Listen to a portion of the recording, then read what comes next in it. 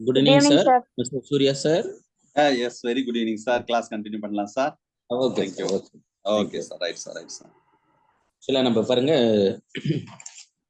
அந்த டேபிளர் காலத்துல 22 தமிழ்நாட்டில் இருக்கக்கூடிய பல்கலைக்கழகங்களை நம்ம ஈஸி டு மெமரைஸ் எளிமையாக அதை எப்படி நினைவுபடுத்தலாம் அப்படின்றதுக்காக ஒரு டேபிளர் காலத்துல கொடுத்துருக்கோம்.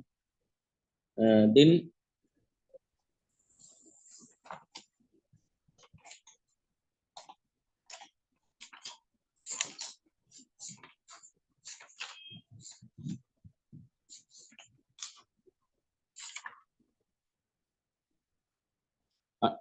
நெக்ஸ்ட் நமக்கு டிஸ்கிரிப்டிவ்ல அண்ணாமலை ஷேர் பல்கலைக்கழகம் பண்ணலீங்க சார் இன்னும் நீங்க. ஷேர் பண்ணிட்டேனே. மெட்டீரியல் டிஸ்பிளே ஆகல சார். இல்ல டிஸ்ப்ளே ஆகுது எனக்கு. இல்ல சார் ஆகல சார். இல்ல சார் டிஸ்ப்ளே ஆகல சார். No sir. வெயிட் பண்ணுங்க, கொஞ்சம் வெயிட் பண்ணுங்க. எனக்கான தெரியுது சார் டிஸ்ப்ளே பண்ணது.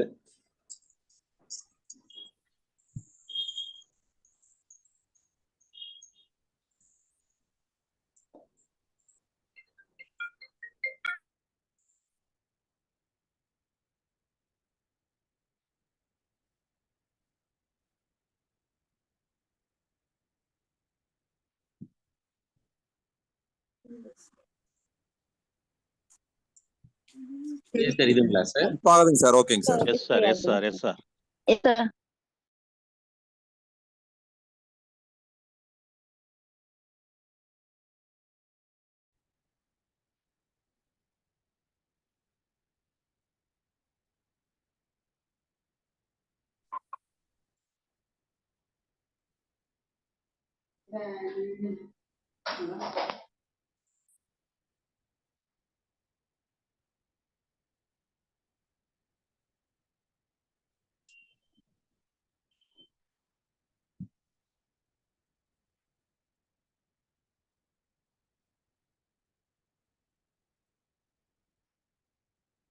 அண்ணாமலை பல்கலைக்கழகம் 1929 மாண்டேகு செம்ஃபோர்ட் சீர்திருத்தத்துக்கு பின் அண்ணாமலை செட்டியார் என்பவரால் இப்பல்கலைக்கழகம் உருவாக்கப்பட்டது.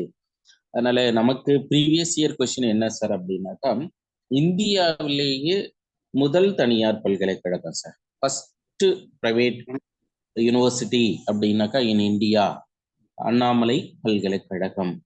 பெரும்பாலானவர்கள் தற்போது இருக்கக்கூடிய அரசு வேலையில அண்ணாமலை யூனிவர்சிட்டியில படிச்சவங்களாக இருக்கலாம் அப்படின்றதுதான். அதனால முதல் தனியார் பல்கலைக்கழகம்னு ஏற்கனவே நம்ம ப்ரீவியஸ் இயர் கொஸ்டின்ல கேட்டிருக்கு சார். நெக்ஸ்ட் இது நம்ம வேணா எக்ஸ்பெக்ட் பண்ணலாம். அட் பிரசன்ட் எப்படி இருக்குன்னாக்கா, தமிழக அரசின் கட்டுப்பாட்டுல இயங்குது. ஃப்ரம் 2013 ஆண்டு முதல் தமிழக அரசின் கட்டுப்பாட்டில் செயல்படுகிறது. தேசிய மதிப்பீடு மற்றும் தர சான்றளிக்கும் நிறுவனம் நாக் கேள்விப்பட்டிருப்போம். 2014 ஆண்டு இப்பல்கலைக்கழகத்திற்கு ஏ சான்றிதழ் வழங்கியது. அது அப்படியே மெயின்டைன் பண்றாங்க. 1979 தொலைதூர கல்வி இயக்ககம் DDE. இது கேட்கலாம். நம்ம வேணா எப்படி இதை நினைவுபடுத்திக்கலாம்னாக்கா, நம்ம தமிழகத்துல 10+2+3 டாக்டர் மால்கம் கொண்டு வந்தாங்க. இது பெரும்பாலும் நம்ம பிஜி டீச்சர்ன்றதால நம்ம தமிழ்நாட்டுல பியூசி சிஸ்டம் முடிஞ்சு 10+2+3 பேட்டர்னு 1978 அப்படின்றது எல்லோருக்கும் நினைவுல இருக்கும். ஏன்னா நம்ம பிஜிடிஆர்பி எழுத போறோம்.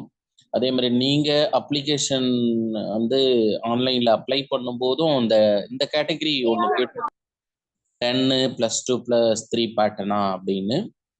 அப்போ நம்ம 1978 நமக்கு நினைவுல இருக்கு சார். அது ஒரு வருஷத்துக்கு முன்னாடியே, ஒரு வருஷத்துக்கு பின்பு அப்படி ஞாபகம் வச்சுட்டு 1979 தொலைதூர கல்வி இயக்ககம் directorate of distance education.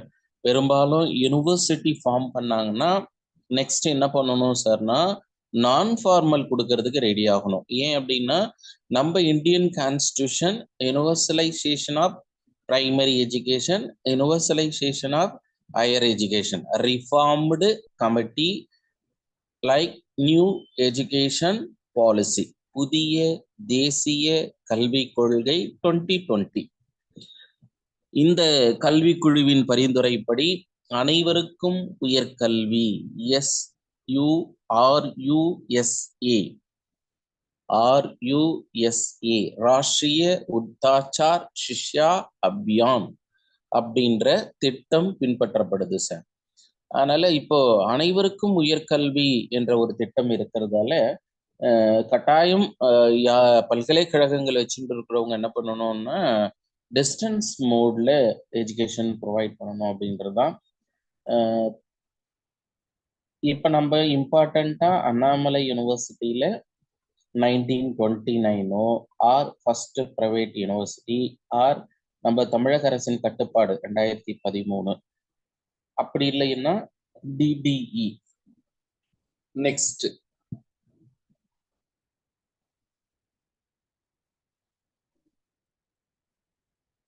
Madurai Kamarajar பல்கலைக்கழகம்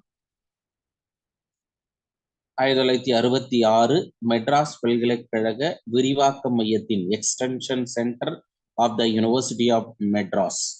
நம்ம யூனிவர்சிட்டி ஆஃப் மெட்ராஸ் அப்படின்னு சொல்லும்போது எந்த ஆண்டு அப்படின்னு நமக்கு தெரியும். எந்த ஆண்டு சார்? 1857. Good sir. எந்த கல்விக்குழு பரிந்துரைத்தது?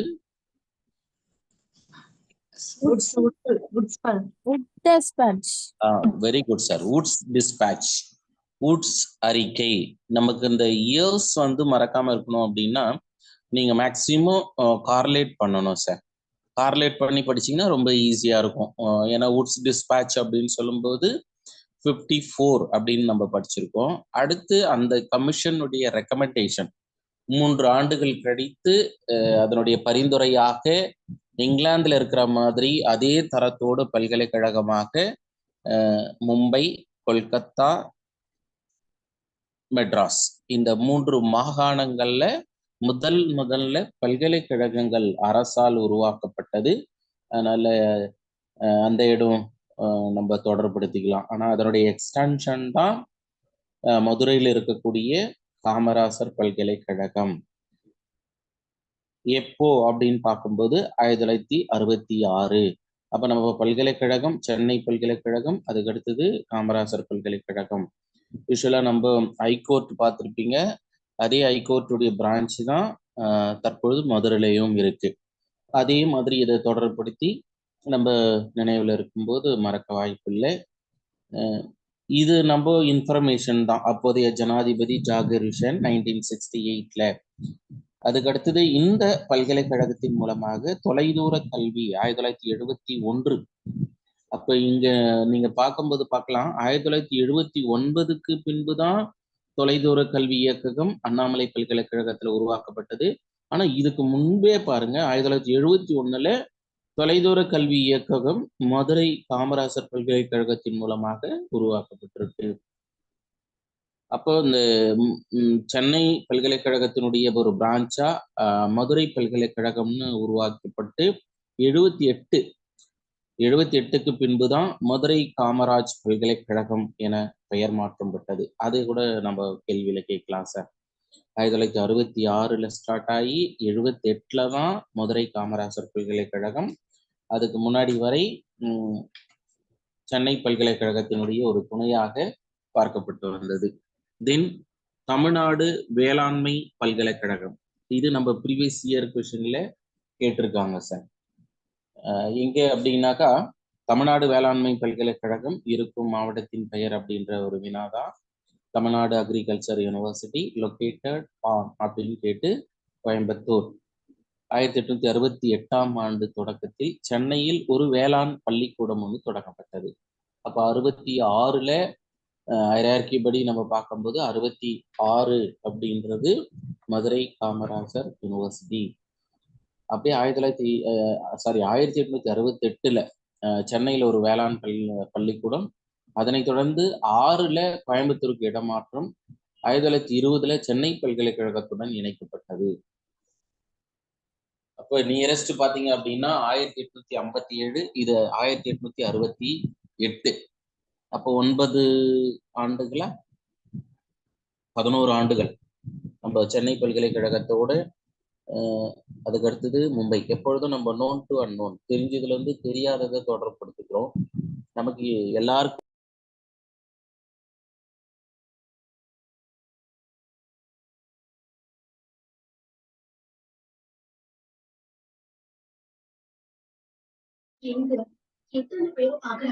சார் வாய்ஸ்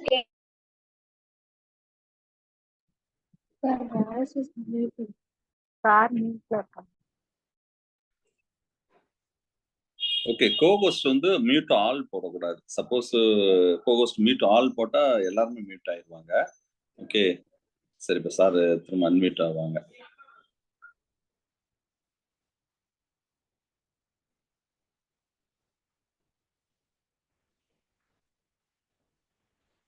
சரி, விஷுவல நம்ம இந்த இடத்துல பாருங்க.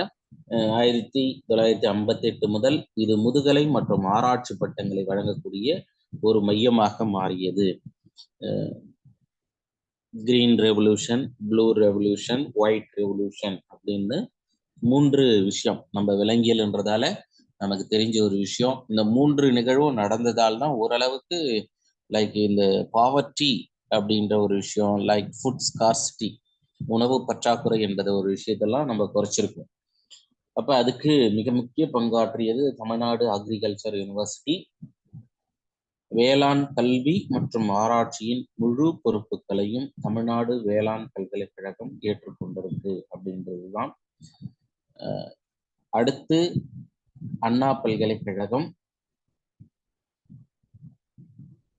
Technical university. தமிழக அரசு 4/9/1978 ஆண்டு சட்டப்பிரிவு 30 படி இப்பல்கலைக்கழகம் நிறுவியது என்று நாம் பார்க்கிறோம். ப்ரீவியஸ் இயர் கொஸ்டின்ல தமிழ் பல்கலைக்கழகம் கேட்டிருக்காங்க. தமிழ் பல்கலைக்கழகம் தஞ்சாவூர் தமிழ் மொழியில் அதிக ஆராய்ச்சிகளை வழங்குவதற்காகவும் மொழியியல், மொழிபெயர்ப்பு, சொற்களஞ்சியம், இசை, நாடகம், கையெழுத்து பிரயோகம் போன்ற படிப்புகளை மேம்படுத்துவதற்காக நிறுவப்பட்ட ஒரு பல்கலைக்கழகம். தமிழகம், மொழி, இலக்கியம், மொழிபெயர்ப்பு, சிற்பம் போன்ற துறைகள் எம்ஃபில், பிஹெச்டி படிப்புகள் 1992 ஆண்டில் அறிமுகம் செய்யப்பட்டது. இந்த மொழிபெயர்ப்பு அப்படின்னு சொல்றது என்ன சார் அப்படின்னா, பெரும்பாலும் நாவல்களை தமிழ் மொழியில, அதுக்கு அடுத்ததான் ஓலை சுவடிகள் இருக்கும். அந்தந்த மாவட்டத்துல ஆன்மீக ஸ்தலங்கள் அல்லது நூலகங்கள்ல இருக்கக்கூடியதை இவங்க என்ன பண்ணுவாங்கன்னா எழுத்து வடிவில் கொண்டு வரக்கூடிய ஒரு முயற்சி. பல்கலைக்கழக மானிய குழு யுஜிசி 83ல அங்கீகாரம் வழங்கியது தமிழ் பல்கலைக்கழகத்துக்கு என்று குறிப்பிடப்படுது. இதனைத் தொடர்ந்து அடுத்து தமிழுக்காக மிக பெரும் பங்காற்றிய, சுதந்திர போராட்ட தியாகம் கொண்ட ஒரு தமிழ் என்றால் பாரதியார். தமிழையும் பாரதியாரையும் பிரிக்க முடியாது. அவரை போற்றும் விதமாக பல்கலைக்கழகம் ஒன்று ஆரம்பிக்கப்பட்டது. அந்த பல்கலைக்கழகமா பாரதியார் பல்கலைக்கழகம். எப்போ அப்படின்னா 1982 பிப்ரவரி மாதம் தமிழக அரசு சட்டப்பிரிவு 1 படி தமிழ் கவிஞர் சுப்பிரமணிய பாரதி பெயரில் பல்கலைக்கழகம் உருவாக்கப்பட்டது. இது 85ஆம் ஆண்டு இப்பல்கலைக்கழகம் அங்கீகாரம் பெறப்பட்டது. இப்ப 1985 ஒரு பல்கலைக்கழகம் இருக்கு. அந்த பல்கலைக்கழகத்தின் பெயர் சொல்ல முடியுமா? Indira Gandhi. Very good sir. IGNOU. உலகத்திலேயே மிகப்பெரிய திறந்த நிலை பல்கலைக்கழகம் இருக்கு அப்படின்னா அது இந்தியாவில தான் சார் இருக்கு. அதுதான் இக்னோ. அதே இக்னோ ஆண்டு பல்கலைக்கழக மானிய குழு இந்த பல்கலைக்கழகத்துக்கு அங்கீகாரம் வழங்கியிருக்கு. அப்ப நீங்க பாரதியார் பல்கலைக்கழகம்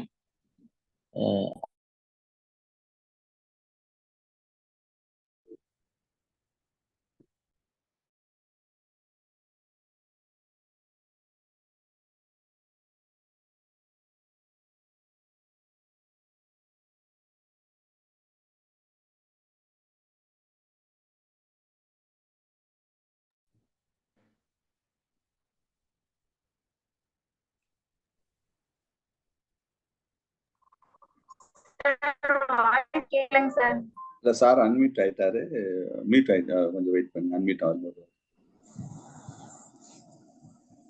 சாரி ஃபார் த இன்கன்வீனியன்ஸ். யூஸ்வலா நம்ம பாரதியார் பல்கலைக்கழகமும் நீங்க இக்னோ பல்கலைக்கழகமும் ரெண்டுமே தொடர்புபடுத்திருங்க சார். இதை கேட்டாலும் அதை கேட்டாலும் ஆண்டுல ஒன்றாகவே. ஆனா கட்டாயம் நமக்கு ஏதோ ஒரு வினா அந்த இயர்ஸ்ல கேட்குறாங்க. அது ஒன்று பல்கலைக்கழகங்கள் சார்ந்து, அப்படி இல்லைனாக்கா அந்த ஸ்டேட்டரி பாடிஸ் அப்படின்னு பார்த்துருப்போம். நம்ம இந்தியாவில் இருக்கக்கூடிய கல்வி அமைச்சகங்களுக்கு நிர்வகிக்கக்கூடியவர்கள் எம்ஹெச்ஆர்டியில தொடங்கி கடைசியாக சிஆர்சி வரை சார். இதுதான் ஹைரார்கி. ஒன்று நீங்க லோயஸ்ட் ஆர் லீஸ்ட் லெவல்ல இருந்து ஹை லெவலுக்கு தெரியறதுக்கு நீங்க ஒரு முயற்சிக்கணும். அப்படி இல்லைன்னா higher level to lower level. Last CRC cluster resource centre ஃபர்ஸ்டா இருக்கிறது MHRD, minister of human resource development. அது இப்போ மினிஸ்டர் ஆஃப் எஜுகேஷன் அப்படின்னு பெயர் மாற்றம் செஞ்சிருக்காங்க. தற்போதைய பாரத பிரதமரான திரு நரேந்திர மோடி அவர் தலைமையில பெயர் மாற்றம் செஞ்சிருக்காங்க. அந்த ஆஸ்பெக்ட்ல நீங்க நினைவிருக்கும் போது கொஸ்டின்ஸ் பெரும்பாலும் நம்ம educational challenges, innovation and technology இதுல கேட்குற கொஸ்டின்ஸ் மேக்சிமம் நம்ம மார்க் எடுக்க முடியும் சார். ஆனா எப்போ அப்படின்னாக்கா உங்களுக்கு ஒரு ஹோலிஸ்டிக் நாலேஜ் அபவுட் எஜுகேஷன், கல்வினா என்ன அப்படின்ற ஒரு புரிதல் அது இருந்தாவே மேக்சிமம் நம்மளால சூஸ் பண்ண முடியும். ஏன்னா அந்த இயர்ஸ் கொடுத்தாங்கன்னா கூட ரொம்ப சிம்பிளா சூஸ் பண்ற மாதிரி தான் இருக்கும். சில சமயங்கள மேட்ச் கொடுத்தாங்கன்னா இன்னும் ரொம்ப சிம்பிளா ஏதாவது ஒன்று நீங்க மேட்ச் பண்ணாவே அதுக்கு அடுத்து கார்லேட் ஆகிற மாதிரி தான் கொடுப்பாங்க. அவங்க டெஸ்ட் பண்ணணும் அப்படின்னா சைக்காலஜில தான் பண்றதுக்கு வாய்ப்பு இருக்கு. அதை கூட இப்போ குறைச்சுட்டாங்க. ஒன்றும் நம்ம பிஜிடிஆர்பி பொறுத்தளவு டெட்டு மாதிரி ஒரு டஃப் கிடையாது சார். டெட்டு தான் கொஞ்சம் டஃப்பா இருக்கு சைக்காலஜி பொறுத்தளவு. எஜுகேஷன் ஈஸியா இருக்கும். அதனால இந்த இடத்துல பாரதியார் பல்கலைக்கழகம், அதனைத் தொடர்ந்து அன்னை தெராசா, இதுவும் நம்ம ப்ரீவியஸ் இயர் கொஸ்டின்ல கேட்டுட்டாங்க சார். ஏன்னா ஸ்பெசிஃபிக்கா மகளிர் பல்கலைக்கழகம் sir, women's university. Mother Teresa யூனிவர்சிட்டின்றது விமன்ஸ் யூனிவர்சிட்டி. 15 படி 84ஆம் ஆண்டு இப்பல்கலைக்கழகம் நிறுவப்பட்டது, 1984. இது தொலைதூர பள்ளியாக ஸ்கூல்ஸ் ஆஃப் டிஸ்டன்ஸ் எஜுகேஷன் கொடைக்கானலில் நிறுவப்பட்டது 1988 அப்படின்னு குறிப்பிட்டோம். அதனால இங்கேயும் நீங்க 1984. அதுக்கடுத்து பாரதியார் பல்கலைக்கழகம், அதற்கு அடுத்ததாக இக்னோ, அதுக்கடுத்து நேஷனல் எஜுகேஷன் பாலிசி 1986. இது எல்லாமே நீங்க தொடர்படுத்தி வச்சுக்கும் போது ஈஸியா எப்படி கேட்டாலும் நம்மளால சூஸ் பண்ண முடியும். நெக்ஸ்ட் டாக்டர் எம்ஜிஆர் மருத்துவ பல்கலைக்கழகம், Tamil Nadu doctor MGR medical university. இது 2வது பெரிய மருத்துவ பல்கலைக்கழகமாக பார்க்குறோம் இந்தியாவில். இப்பல்கலைக்கழகம் நிறுவதற்கு 87 குடியரசுத் தலைவர் அனுமதி அப்படின்னும், இப்பல்கலைக்கழகம் 88 ஜூலை முதல் செயல்பட துவங்கியதுன்னும், இதனைத் தொடர்ந்து தமிழ்நாடு கால்நடை மற்றும் விலங்குகள் பல்கலைக்கழகம் எங்க இருக்குன்னு நமக்கு தெரியும், சென்னை. ஏன்னா நம்ம ஜுவாலஜின்றதால மேக்சிமம் மெடிக்கல் யூனிவர்சிட்டியும் அதுக்கடுத்து வெட்டினரி யூனிவர்சிட்டியும் பெரும்பாலும் தெரியும். 1876 அது 1903 முதல் ஒரு கல்லூரியாக சென்னை டால்பின் ஹாலில் 20 மாணவர்களை கொண்டு செயல்பட தொடங்கியது அப்படின்னும்,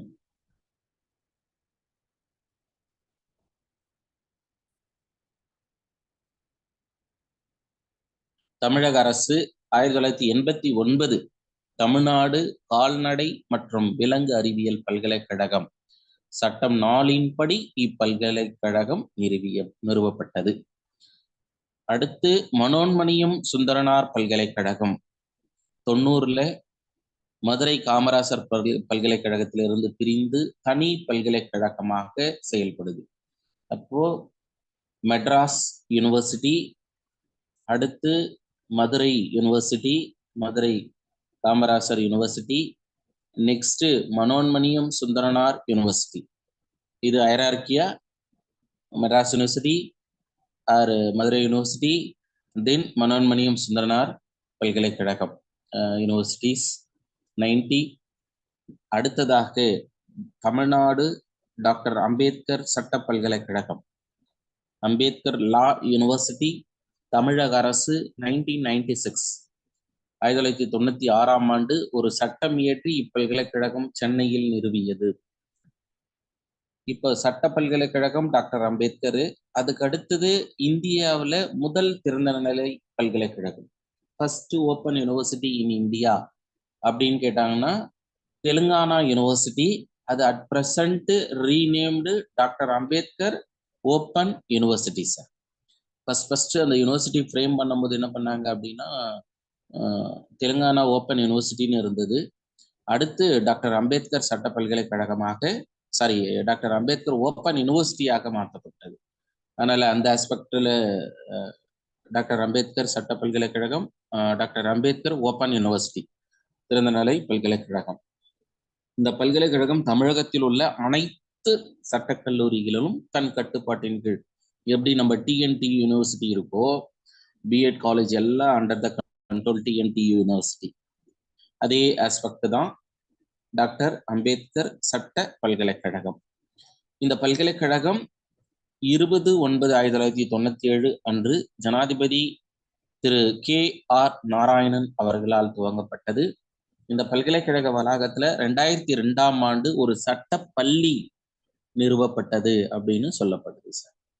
இதனைத் தொடர்ந்து பெரியார் பல்கலைக்கழகம் எல்லோருக்கும் தெரியும் எங்க இருக்கு அப்படின்னு. 97 ஒரு சட்டம் இயற்றி இப்பல்கலைக்கழகம் நிறுவப்பட்டது. பல்கலைக்கழக மானிய குழு 2F தகுதி மற்றும் 2005 12B தகுதி. இதை நமக்கு PGTRBல கேட்டிருக்காங்க சார். 12B அந்தஸ்து, 12B அந்தஸ்து பெற்ற பல்கலைக்கழகம் பெரியார் பல்கலைக்கழகம். தற்பொழுது 12B அந்தஸ்து பெற்றிருக்கிறது அப்படின்னு கேட்டாங்கன்னா TNTU யூனிவர்சிட்டி, தமிழ்நாடு ஆசிரியர் பல்கலைக்கழகம், அது 12B அந்தஸ்து இருக்கு சார். இப்பல்கலைக்கழகத்திற்கு 2007ஆம் ஆண்டில் NAC B+ 15 A at present A வரை தான் மெயின்டைன் பண்றாங்க. நெக்ஸ்ட் திருவள்ளுவர் பல்கலைக்கழகம், திருவள்ளுவர் யூனிவர்சிட்டி 2002 32 படி உருவாக்கப்பட்டது. எந்த மாவட்டம் அப்படின்னு நமக்கு தெரியும். எந்த மாவட்டம்னு சொல்ல முடியுமா? திருவள்ளுவர் பல்கலைக்கழகம் வேலூர் மாவட்டம். பெரியார் பல்கலைக்கழகம் சேலம். அதனால ஒன்று சேலம் பெரியார் பல்கலைக்கழகம், அப்படி இல்லைனாக்கா ரீசெண்டா திருவள்ளுவர் பல்கலைக்கழகம், அப்படியும் இல்லைனாக்கா ஓப்பன்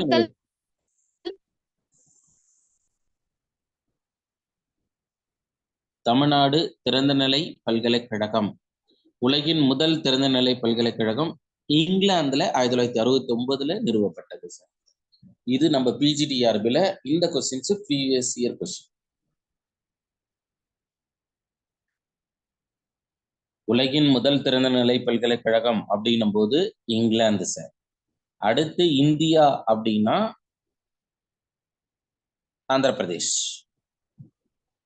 அதை இப்ப பிரிச்சதால தெலுங்கானாவா மாறி இருக்கு.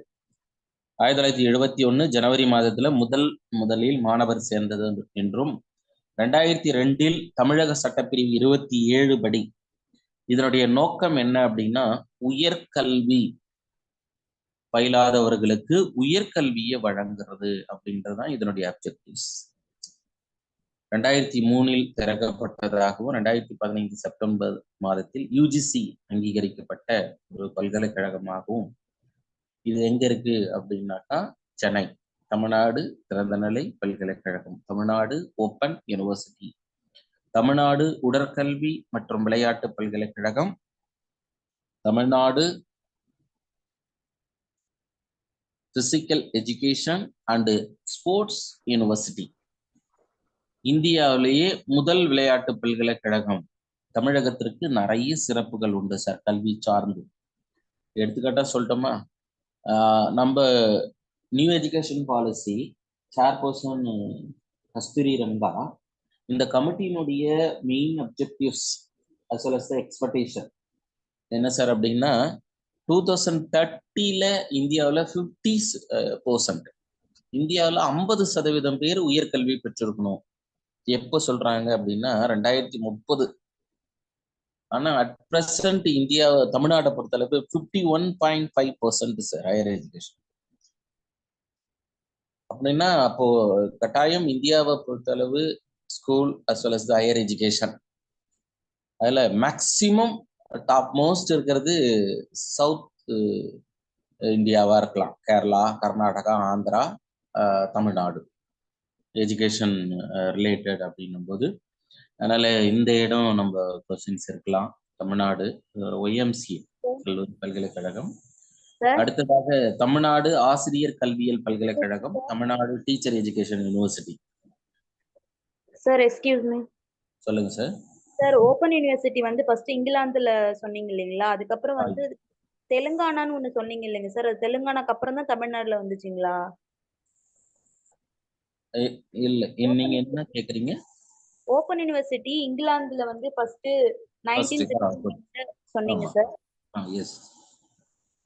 அதுக்கப்புறம் தெலுங்கானான்னு ஒரு வார்த்தை சொன்னீங்க சார். அதுக்கு தற்சமயம் அது தெலுங்கானான்றாங்க. அப்ப ஆந்திர பிரதேஷ் ஒன்னாதானே இருந்தது. அங்கதான் சார் ஃபர்ஸ்ட் ஸ்டார்ட் பண்ணாங்க. இந்தியாவுல ஆந்திராவில தான் ஃபர்ஸ்ட். அதனால அது ஆந்திரா யூனிவர்சிட்டி அப்படின்னு சொல்லுவாங்க. அது கொஞ்சம் முன்னாடி சொன்னீங்களே ஓபன் யூனிவர்சிட்டி 1982 சொன்னீங்களே, அதுவும் இது ஒண்ணுதானாங்களா? எது சொல்லியிருந்தோம் இதுக்கு முன்னாடி? எது டாக்டர் அம்பேத்கர் ஓபன் யூனிவர்சிட்டியா பேர் மாத்துனாங்கன்னு சொன்னீங்களா சார்? தெலுங்கானா யூனிவர்சிட்டி. அதுதான் நான் சொல்லும் போது நீங்க கவனிக்காம விட்டுருக்கீங்க.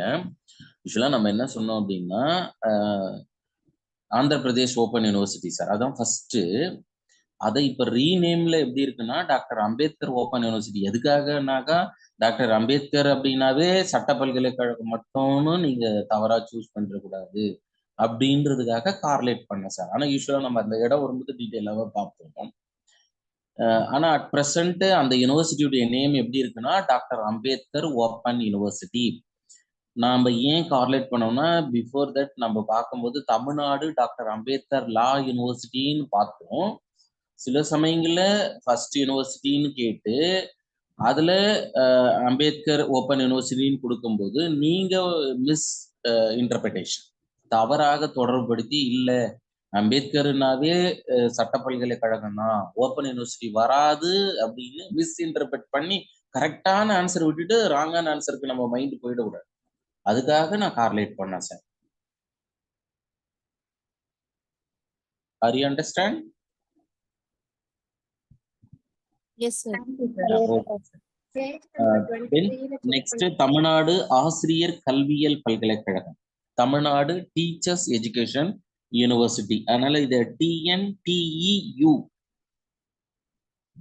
ஆசிரியர் கல்வியை மையப்படுத்தி உருவாக்கப்பட்ட பல்கலைக்கழகம். தமிழக அரசு 2008 சட்டப்பிரிவு 33 படி இப்பல்கலைக்கழகம் நிறுவியது அப்படின்னு தான் நம்ம பாக்குறோம் சார்.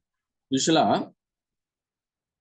மேக்சிமம் எஜுகேஷனலி பேக்வேர்ட் அப்படின்னும் போது நார்த் இந்தியா இருந்தது சார். அதுக்காக அதே மாதிரி லேகிங் ஆஃப் ட்ரெயின்டு டீச்சர்ஸ், ஒரு பயிற்சி பெற்ற ஆசிரியர்கள் இல்லை இந்தியாவில் அப்படின்னு ஒரு ரிப்போர்ட் போகுது.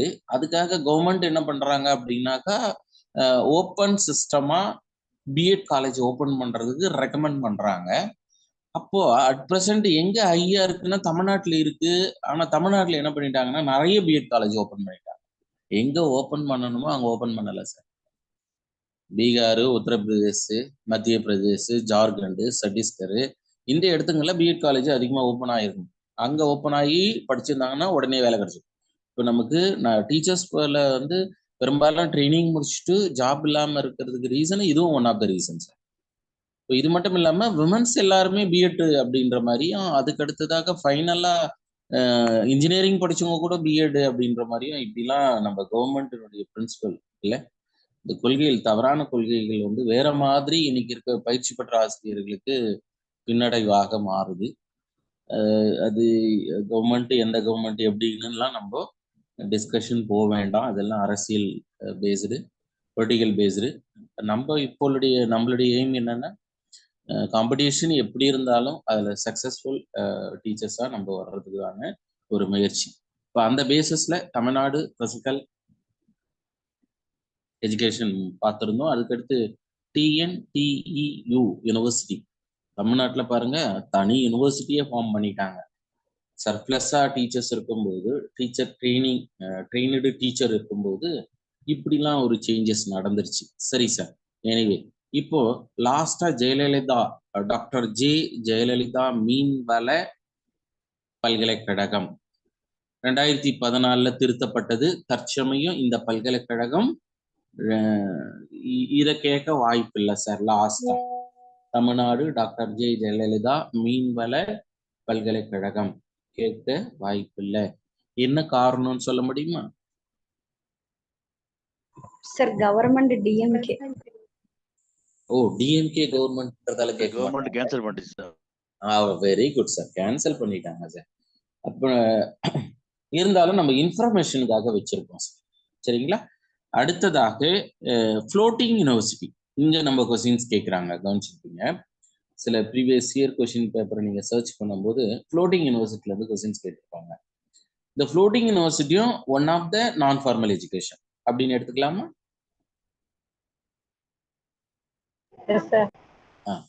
அப்ப நம்ம அந்த பேசிஸ்ல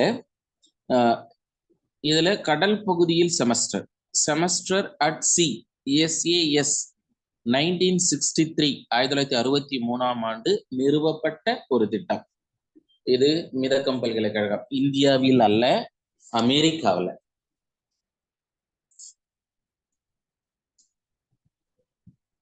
இந்தியாவில் மிதக்கம் பல்கலைக்கழகம் இருக்கா அப்படின்னா இருக்கா சார்?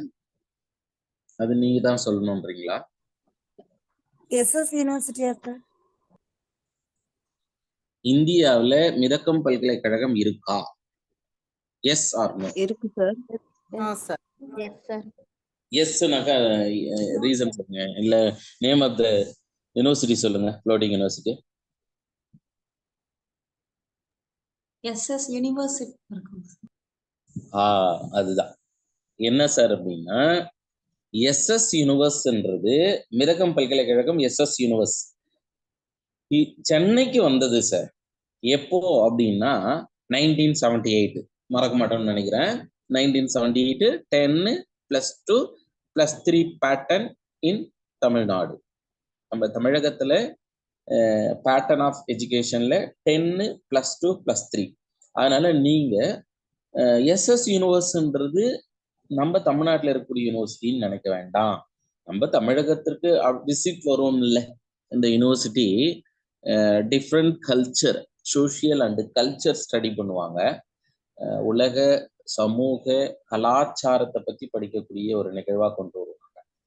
அதனால அமெரிக்காவில் கொலராடோ காலின்ஸ் துறைமுகத்துல கப்பல் தள கல்வி நிறுவனத்தால் institute of ship port education நிர்வகிக்கப்படுகிறது அப்படின்னு பாக்குறோம் சார். அதற்கு அடுத்தது வேலையோடு பட்டங்களை கலவாமை, delinking degree from job, DDJ. கேள்விப்பட்டிருக்கீங்களா? டிடிஜே இல்லையா? எங்க சார் இந்த தலைப்பு பார்த்தீங்க?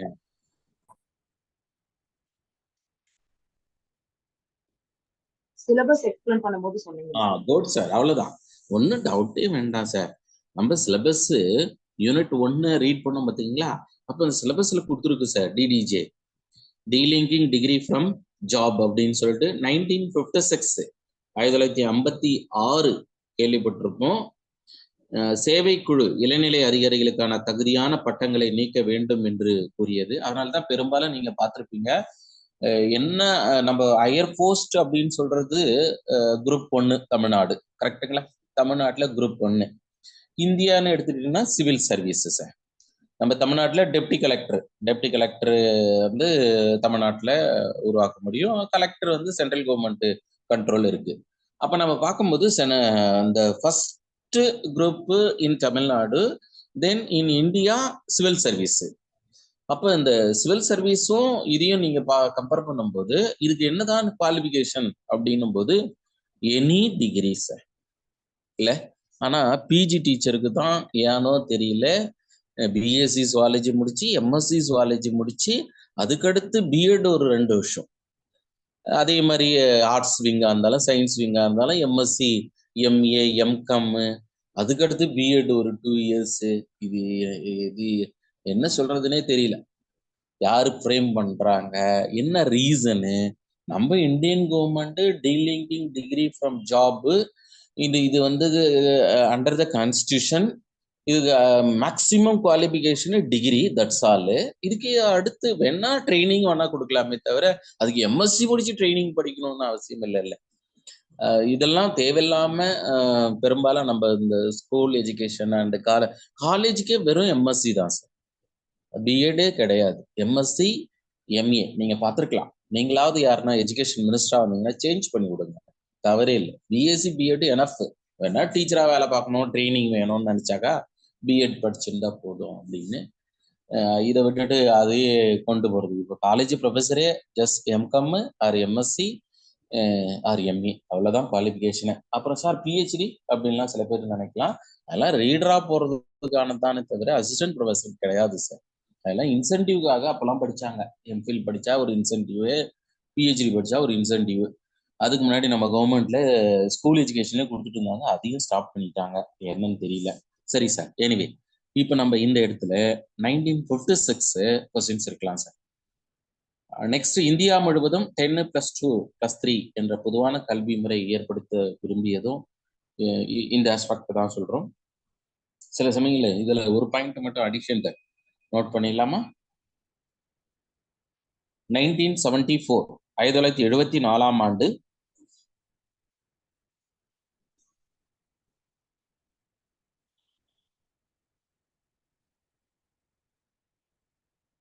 Kidwai, KIDWAI,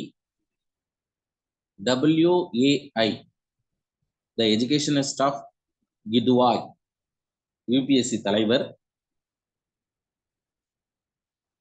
union public service commission. இதனுடைய தலைவர் தான் என்ன பண்ணாருன்னா, first advocate about the delinking degree from job. வேலையோடு பட்டங்களை கலவாமை அல்லது வேலையோடு பட்டங்களை கலவாமை என்கின்ற சொல்லை விளக்கியது யார் அப்படின்னு கேட்டாங்கன்னா கித்வாய். இவர் ஃபார்மர் யூபிஎஸ்சி சேர்மன். இந்த இயர் 1974. நெக்ஸ்ட், இதே இந்த DDJJ இந்த பாயிண்ட் நோட் பண்ணிட்டோம்ல sir, Kidwai. Suppose name of the எஜுகேஷனிஸ்ட்னா கித்வாய் சார், 1974. நெக்ஸ்ட், இதோட தொடர்புடைய அடுத்து 1978 1978 யூஜிசி இந்த கான்செப்டை அக்செப்ட் பண்ணிச்சு சார். University grant commission 1978. 1978ஆம் ஆண்டு பல்கலைக்கழக மானிய குழு வேலையோடு பட்டங்களை கலவாமையை ஏற்றுக்கொண்டன.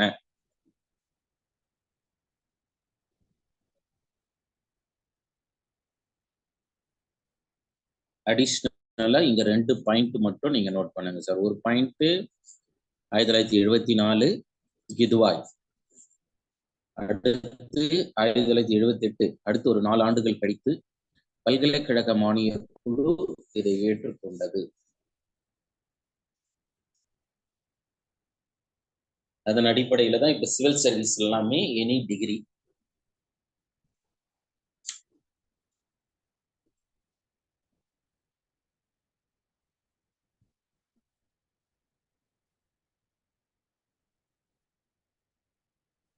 இன்னொன்னு என்னன்னாக்கா, அவரு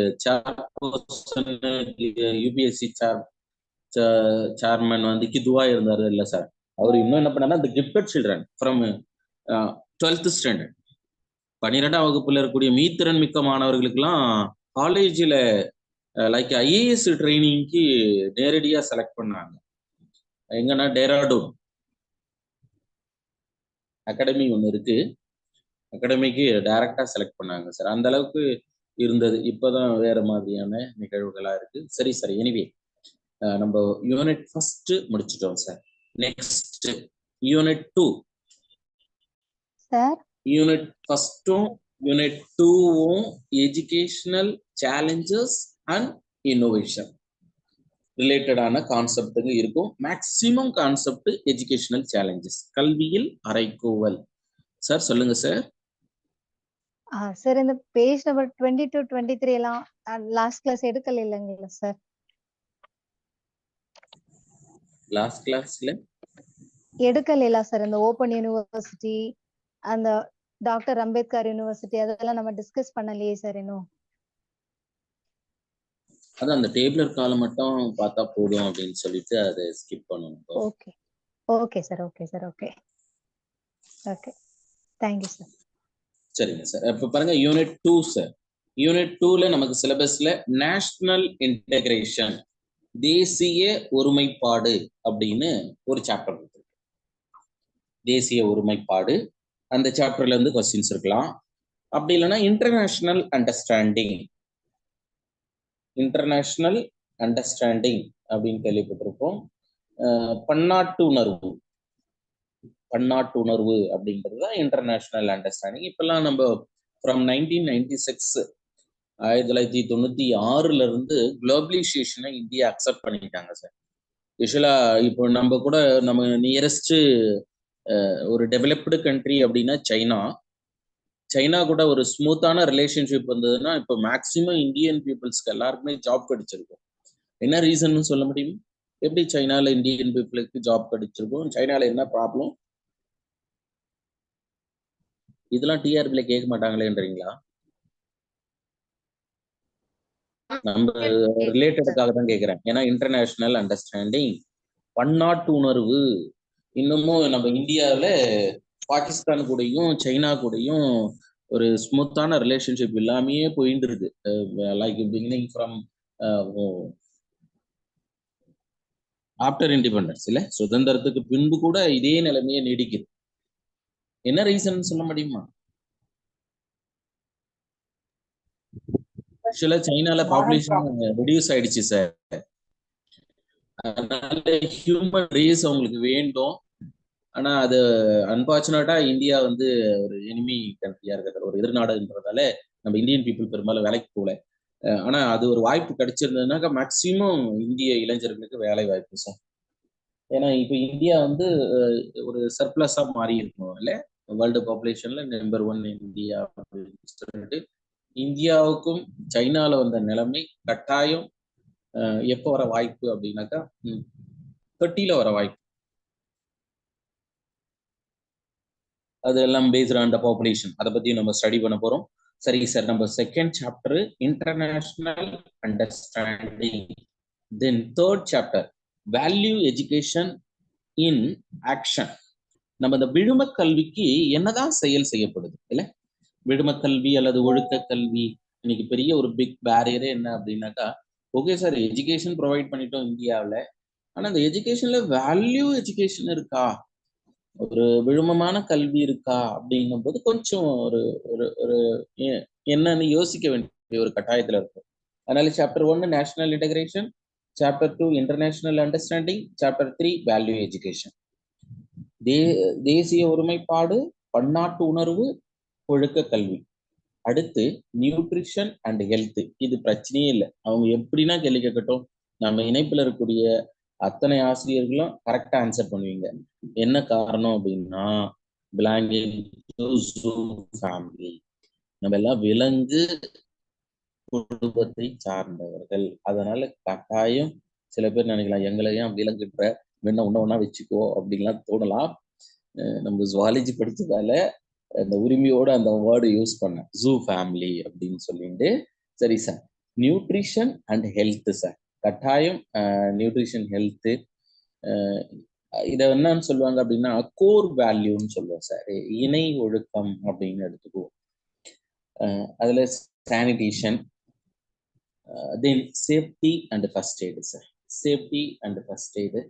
ஃபர்ஸ்ட் எய்டு டே என்னன்னு சொல்ல முடியுமா? சிம்பிளா கேட்டுடுவாங்க சார் சில சமயங்கள. நான் ஏன் இந்த சிலபஸை கூட ஒரு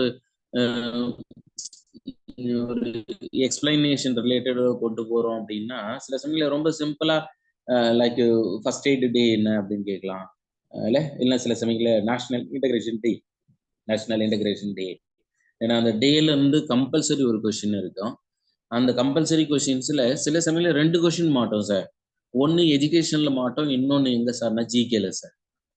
அப்போ பிளஸ் பாருங்க நமக்கு. அப்போ இந்த இடத்துல நமக்கு செப்டம்பர் 11 கேள்விப்பட்டிருப்பீங்க, அதுதான் ஃபர்ஸ்ட் எய்ட் டே. நெக்ஸ்ட் விமன்ஸ் எஜுகேஷன் கட்டாயம் ஒரு கொஸ்டின் சார். ஒரு சாப்டர்ல இருந்து கட்டாயம் வரும் அப்படின்னாக்கா அது எந்த சாப்டர் சார்? யூனிட் 2ல விமன்ஸ் எஜுகேஷன் சார். எந்த கொஸ்டின் பேப்பர் எடுத்தாலும் விமன்ஸ் எஜுகேஷன்ல இருந்து ஒரு கொஸ்டின்ஸ் இருக்கும். பெண் கல்வி சார். அப்போ பெண் கல்வி, அதுக்கு அடுத்தது எஜுகேஷன் ஃபார் ஹேண்டிகேப்டு, மாற்றுத்திறனாளி குழந்தைகளுக்கான கல்வி. அதுலயே அடுத்து நம்ம சைக்காலஜி நடக்கும்போது கிஃப்டட் ஸ்டூடெண்ட்டினுடைய ப்ரோக்ராமுக்கு ஸ்கிப் பண்ணோம். ஏன் ஸ்கிப் பண்ணோம் அப்படின்னாக்கா எஜுகேஷன்ல படிக்க போறோம் அப்படின்னு. சில பேருக்கு பெரிய டவுட் வந்திருக்கும், எஜுகேஷன்ல இந்த ஆள் எங்க நமக்கு சொல்ல போறான், இங்க தேவையில்லாம ஸ்கிப் பண்றானே அப்படின்னு தோன்றிருக்கலாம். அது எங்க சார் பாக்குறோம்னா யூனிட் 2ல பாக்குறோம் சார். யூனிட் 2ல எஜுகேஷன் ஃபார் கிஃப்டட், மீத்திறன் மிக்க குழந்தைகளுக்கான கல்வி. ஒரு கரிக்குலம் ஒன்று ஃபாலோ பண்றாங்க, என்னன்னு சொல்ல முடியுமா? ஃபார் கிஃப்டட், மீத்திறன் மிக்க குழந்தைகளுக்காக கலை திட்டம் ஒன்று பின்பற்றுவாங்க சார். அந்த கலை திட்டத்தின் பேர் என்னன்னு சொல்ல முடியுமா? சிபிஎஸ்சின்னு சொல்லக்கூடாது, என்சிஆர்டின்னு சொல்லக்கூடாது, போர்டு சொல்லக்கூடாது. Like based on the quality related of curriculum.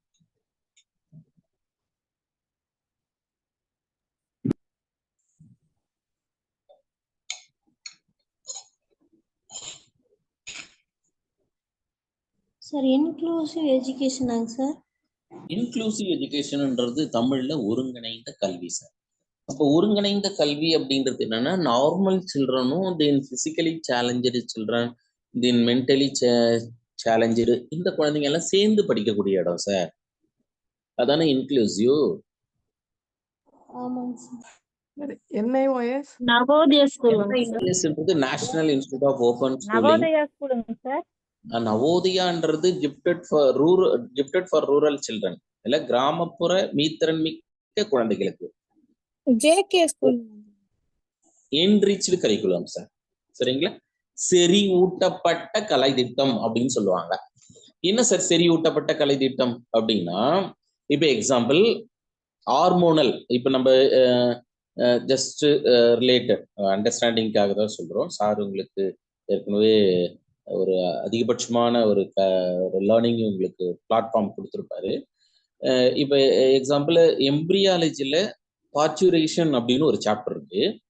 அதுல என்ன என்ரிச்டு அப்படின்னும் போது யூஸ்வலா மதர் கிட்ட இருந்து செக்ரேட் ஆகக்கூடிய ஹார்மோன்ஸ், ரிலாக்சின்னு, அதுக்கடுத்து ப்ரோலாக்டின்னு, ஆக்சிடோசின்னு, கார்டிசாலு, தென் கார்டிகோட்ரோபிக்கு, பிளசண்டாவில் செக்ரேட் ஆகக்கூடிய கார்டிகோட்ரோபிக்கு, இதுவரை வந்து நார்மலா இருக்கக்கூடிய கரிக்குலத்துல இருக்கும் சார். ஆனா என்ரிச்டு கரிக்குலத்துல என்ன தெரியுமா இருக்கும்? இது அந்த சைல்டு கிட்ட இருந்து செக்ரேட் ஆகக்கூடிய ஹார்மோன், சைல்டு கிட்ட இருந்து செக்ரேட் ஆகக்கூடிய ஹார்மோன்ஸும் அந்த குழந்தைங்க படிப்பாங்க. அப்ப சைல்டு கிட்ட இருந்து லைக் என்கோன்ஸ் டு பார்ச்சுரேஷன். அப்ப குழந்தை வந்து அந்த குழந்தை பிறப்புக்கு மகப்பேருக்கு என்ன சார் ஹெல்ப் பண்ணுது சொல்ல முடியுமா? ஆக்சிடோசின்.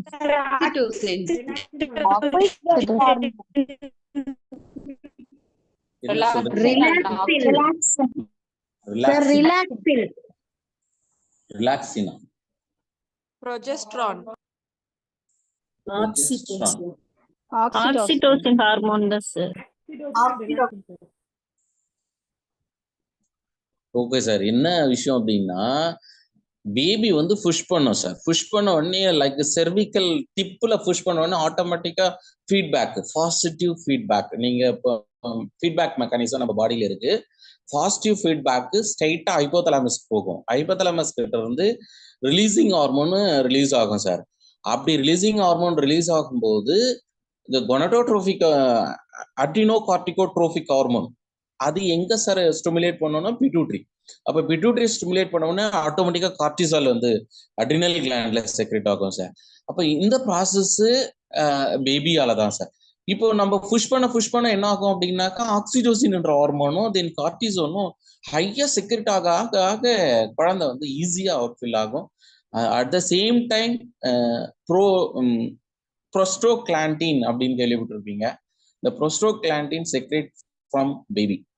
அப்போ எதுக்காக நம்ம இங்க பாக்குறோம்னா அந்த என்ரிச்டு கரிக்குலம், செறிவூட்டப்பட்ட கலை திட்டம்னா என்ன சார் அப்படின்னா இதுதான் சார் செறிவூட்டப்பட்ட கலை திட்டம் அப்படின்னு சொல்லுவோம். அப்போ அந்த குழந்தைங்களுக்கு யாருக்கு இது கொடுத்தா கரெக்டா இருக்கும் அப்படின்னாக்க கிஃப்டடுக்கு தான். நம்ம நார்மல் சில்ட்ரனுக்கு enough that like parturition related with mother activities அம்மாவுடைய செயல்பாடோட நிறுத்துருவாங்க. ஆனா இந்த ப்ராசஸ்ல like placenta related, then placental hormone, then baby hormone, இதுவும் நமக்கு என்ஹான்ஸ் டு பார்ச்சுரேஷன். சரி சார், எனிவே இப்போ இந்த பேசிஸ்ல நமக்கு கிஃப்டட் புரிஞ்சிருக்கும்னு நினைக்கிறேன். அடுத்து பாப்புலேஷன் எஜுகேஷன் ஒன்றும் பிரச்சனையே இல்லை. பாப்புலேஷன் எஜுகேஷன் அவங்க எப்படின்னா கேள்வி கேட்கட்டும், நம்மளால ஆன்சர் பண்ண முடியும். ஏன்னா நம்ம மேஜர்லேயே நம்ம என்ன பண்ணியிருக்கோம்னா birth rate, death rate, emigration இல்லை, அதுக்கு அடுத்தது ஃபர்டிலிட்டி, இன்ஃபர்டிலிட்டி பேஸ்டான டயக்ராம் பேஸ்டு, இது எல்லாமே நம்ம மேஜர்லேயே அதிகமாக படிச்சிருக்கோம். அதோட சேர்ந்து லைக் எஜுகேஷனா we know content related the university, sorry unit 2, அதை ரிலேட் வித் எஜுகேஷன். கல்வியோட நம்ம என்ன பண்ண போறோம்னா எது எப்படின்னு வரவழைக்க போறோம் சார் இல்லை. அப்போ இதுல இருந்து என்னது, we have knowledge about the education இல்லை. நமக்கு பொறுத்தளவு கல்வி சார்ந்த விஷயம் தெரியும் சார், அதை நம்ம short out related the chapter population education. Next, need for protecting the environment, இதுவும் சொல்லவே வேண்டாம். நமக்கு பேப்பர் தனி பேப்பரே பிஎஸ்சி எம்எஸ்சியில என்விரான்மெண்டல் எஜுகேஷன் படிச்சிருக்கோம், என்விரான்மெண்டல் சயின்ஸ் படிச்சிருக்கோம் சார். அது ரிலேட்டடா எப்படி கேள்வி கேட்டாங்களோ, இப்போ எக்ஸாம்பிள் கெய்ரோ கான்ஃபரன்ஸ்ன்னு கேட்டாலோ, இல்லை ரியோ ஜெனீரோ கான்ஃபரன்ஸ் கேட்டாலோ, இல்லை சிப்கோ மூமெண்ட் கேட்டாலோ, இல்லை அப்பிகோ மூமெண்ட் கேட்டாலோ நிறைய பேருக்கு என்ன தோணும்னா இது வந்து மேஜர் கொஸ்டின் அப்படின்னு தோணலாம். சில சமயங்களில் நம்ம என்விரான்மெண்டல் எஜுகேஷன்ல இருந்து கூட இருக்கும் சார், அது எஜுகேஷன் கொஸ்டின். நீங்க சர்ச் பண்ணி பார்த்தீங்கன்னா தெரியும். 110 மேஜர் போக மீதம் இருக்கக்கூடிய கொஸ்டின்ஸ் ஜிகே அண்டு எஜுகேஷன். அதனால நம்ம இந்த இடமும் யூனிட் 2 ரொம்ப ஈஸியா இருக்கும். அதனால தான் நம்ம ஜுவாலஜி மேஜர் அதிகமாக அடிக்கலாம் சார். எஜுகேஷனை பொறுத்தளவு ஜுவாலஜி படித்த நமக்கு மேக்சிமம் மார்க் கை கொடுக்கும். மற்ற மேஜர்ஸ் எவ்வளோ சார் அப்படின்றாங்க அப்படின்னாக்கா எங்களுக்கு 20 தான் வருது அதிகபட்சமாகவே அப்படின்வாங்க. ஆனால் நம்ம ஜுவாலஜி மேஜர் மட்டும் மோர் தென் 25 சொல்லுவோம். அதுக்கு முன்னாடிலாம் கட் ஆஃப் வந்து 125-20 நிற்கும் சார். டாப் பார்த்தோம்னா 135 140 அப்படி வாங்குவோம் ஜுவாலஜியில். இது என்ன எப்படி அவுட் பாசிபிள்னாக்கா ஜுவாலஜி அதுக்கடுத்து எஜுகேஷன் ரெண்டுமே மேக்சிமம் கவர் பண்ணுவாங்க sir zoology major, zoology and botany major. சரிங்க சார், எனிவே இந்த இடம் நமக்கு ரொம்ப ஈஸியாக தான் இருக்கும், environmental education. Next, language policy. யூஸ்வலாக நம்ம Tamil Nadu double language system follow பண்றோம். ட்ரிபிள் லாங்குவேஜ் சிஸ்டம் யார் ஃபாலோ பண்றது அப்படின்னாக்கா இந்தியா. இந்த ட்ரிபிள் லாங்குவேஜ் சிஸ்டத்தை ரெக்கமெண்ட் பண்ண கமிட்டி எதுன்னு சொல்ல முடியுமா? Kothari education. Very good sir, Kothari. தவறு இல்லை, இது நம்ம கோத்தாரியா பத்தி படிச்சோம். அதுக்கு ஏன் சார் நீங்க வெரி குட் சொன்னீங்க? இல்ல, கொஸ்டின் கேட்ட உடனே ஸ்பான்டேனியஸ் ஆன்சர் சொன்னீங்களே, அதுக்காக அப்ரிஷியேட் பண்ண சார். ஆனா கோத்தாரியா சார் படிச்சோம். Lakshmanaswami Mudaliar. Very good sir. Secondary education commission sir, doctor Lakshmanaswami Mudaliar committee சரிங்களா? அவரு தான் சார் சொன்னாரு, கோத்தாரி இல்ல.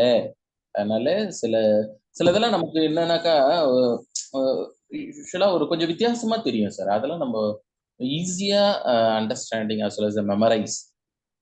எப்போதும் எல்லாமே நமக்கு மெமரிக்கு போகும். ஆனா போகும்போது எதெல்லாம் லாங் டேர்முக்கு போகும் அப்படின்னாக்கா நம்ம பார்த்துருப்போம். Based on the need, based on the interest, based on the aptitude, based on the attitude. நம்மளுடைய தேவை, நம்மளுடைய மனப்பான்மை, நம்மளுடைய நாட்டம், நம்மளுடைய ஆர்வம், இவைதான் வந்து படிச்சதை கொண்டு போய் லாங் டேர்முக்கு கொண்டு போவாங்க சார். அவெல்லாம் யாரும் செயல்படல. நீடு கிடையாது, இன்ட்ரெஸ்ட் இல்லை, ஆப்டிடியூட் கிடையாது, ஆட்டிடியூட் கிடையாது அப்படின்னா doesn't lead to long term. கட்டாயம் நீண்ட கால நினைவுக்கு போக வாய்ப்பில்லை. எப்போதும் நம்ம நீண்ட கால நினைவில் இருந்தா மட்டும்தான் நம்ம லிம்பிக் சிஸ்டம் ஒர்க் பண்ணும், சடனா ஆன்சரை சூஸ் பண்ணும். சரிங்களா? சரி sir. Next medium of instruction, அது based on the language policy. Then channel of international communication, channel of international communication ICT ரிலேட்டடான ஒரு chapter. Then next chapter management of schools. அதை ஒரு ஷார்ட்டா நம்ம ஒரு நினைவில் வச்சுக்குவோம். யாருன்னா நம்ம லிங்க்ல இருக்கிறவங்க சொல்ல முடியுமா? ஷார்ட்டா நம்ம நினைவில் வச்சுருக்கோம். அது ஒரு டேர்மா, ஒரு அக்ரானமி படி சொல்லுவோம். என்னன்னு சொல்ல முடியுமா? Mnemonics sir. நிமோனிக்ஸ் கிடையாது. இந்த மேனேஜ்மெண்ட் ஆஃப் ஸ்கூலு, அந்த நிமோனிக்ஸ்ன்றது நம்ம ஒவ்வொரு வேர்டுனுடைய ஃபர்ஸ்ட் லெட்டர் இல்லை, அது மாதிரி சேர்த்தோம்னா அந்த அந்த ப்ரொனவுன்சியேஷன் பண்ணக்கூடிய நிமோனிக்ஸ் என்னன்னு நான் கேட்குறேன் sir. Management of school or process of மேனேஜ்மெண்ட்னு சொல்லுவோம். அதுதான் ப்ராசஸ். என்ன க்ளூக்காக சொல்லட்டுமா? ஒரு ஆபீஸை ரிலேட் பண்ண மாதிரி இருக்கும் சார். சென்ட்ரல் கவர்மெண்ட் ஆபீசர்ஸ் அந்த ஆபீஸை ரிலேட் பண்ற மாதிரி இருக்கும். ஓகே சார், அப்ப என்ன நினைவுக்கு வரல. போஸ்ட் கார்ஃப் கேள்விப்பட்டீங்களா? நீங்க பிஎட் காலேஜ்ல பிஎட் படிக்கும்போது அப்போ உங்களுக்கு கோர் பேப்பர்ல போஸ்ட் கார்ப்னு ஷார்ட் ஃபார்ம்ல நினைவு வச்சுட்டு மேனேஜ்மெண்ட்ல இருந்து கட்டாயம் கொஸ்டின் வரும். அது இதை வச்சு நீங்க எழுதிட முடியும் அப்படின்னு உங்க ப்ரொஃபசர்ஸுங்க குறிப்பிட்டிருப்பாங்க சார். சரிங்களா? அப்ப மேனேஜ்மெண்ட் ஆஃப் ஸ்கூல்ல பிரைவேட் இருக்கு, தென் பிரைவேட் எய்டட் இருக்கு. நம்ம ஆனா எய்டடுன்னு போட்டோம். எய்டடுன்றதும் பிரைவேட்டு தான். Private, aided, government, local authorities. Government department of எஜுகேஷன்ல அட்மினிஸ்ட்ரேஷன் அண்ட் அகடமிக் சூப்பர்விஷன். அப்போ அட்மினிஸ்ட்ரேஷன் அண்ட் அகடமிக் சூப்பர்விஷன்ல from secretary to the BEO, ஃபைனலாக நம்ம பிஇஓ வரை கொஸ்டின்ஸ் பிஇஓல கேட்கலாம், ஆறு டிஇஓ கேட்கலாம், ஆறு சிஇஓ கேட்கலாம், அப்படின்னா JD joint director, or director, or secretary. இந்த ஆஸ்பெக்ட்ல நம்ம last chapter. Then role of headmaster and headmistress. தலைமை ஆசிரியருடைய பங்கு என்ன? இதுல administration and academic supervisor. Academic supervisor யாரு அப்படின்னா the following administrator of academic supervisor அப்படின்னு கேட்டுட்டு ஆப்ஷன் ஏவில் சிஇஓ, ஆப்ஷன் பியில் டிஇஓ, ஆப்ஷன் சியில் ஹெச்எம், ஆப்ஷன் டியில் பிஇஓ அப்படின்னு 4 ஆப்ஷன் கொடுத்தாங்கன்னா கரெக்டான ஆப்ஷனு ஹெட்மாஸ்டர் சார். இந்த ஸ்கூலினுடைய ஹெட் ஆஃப் த இன்ஸ்டிடியூஷன் இருக்காங்க பார்த்தீங்களா, அவங்க தான்.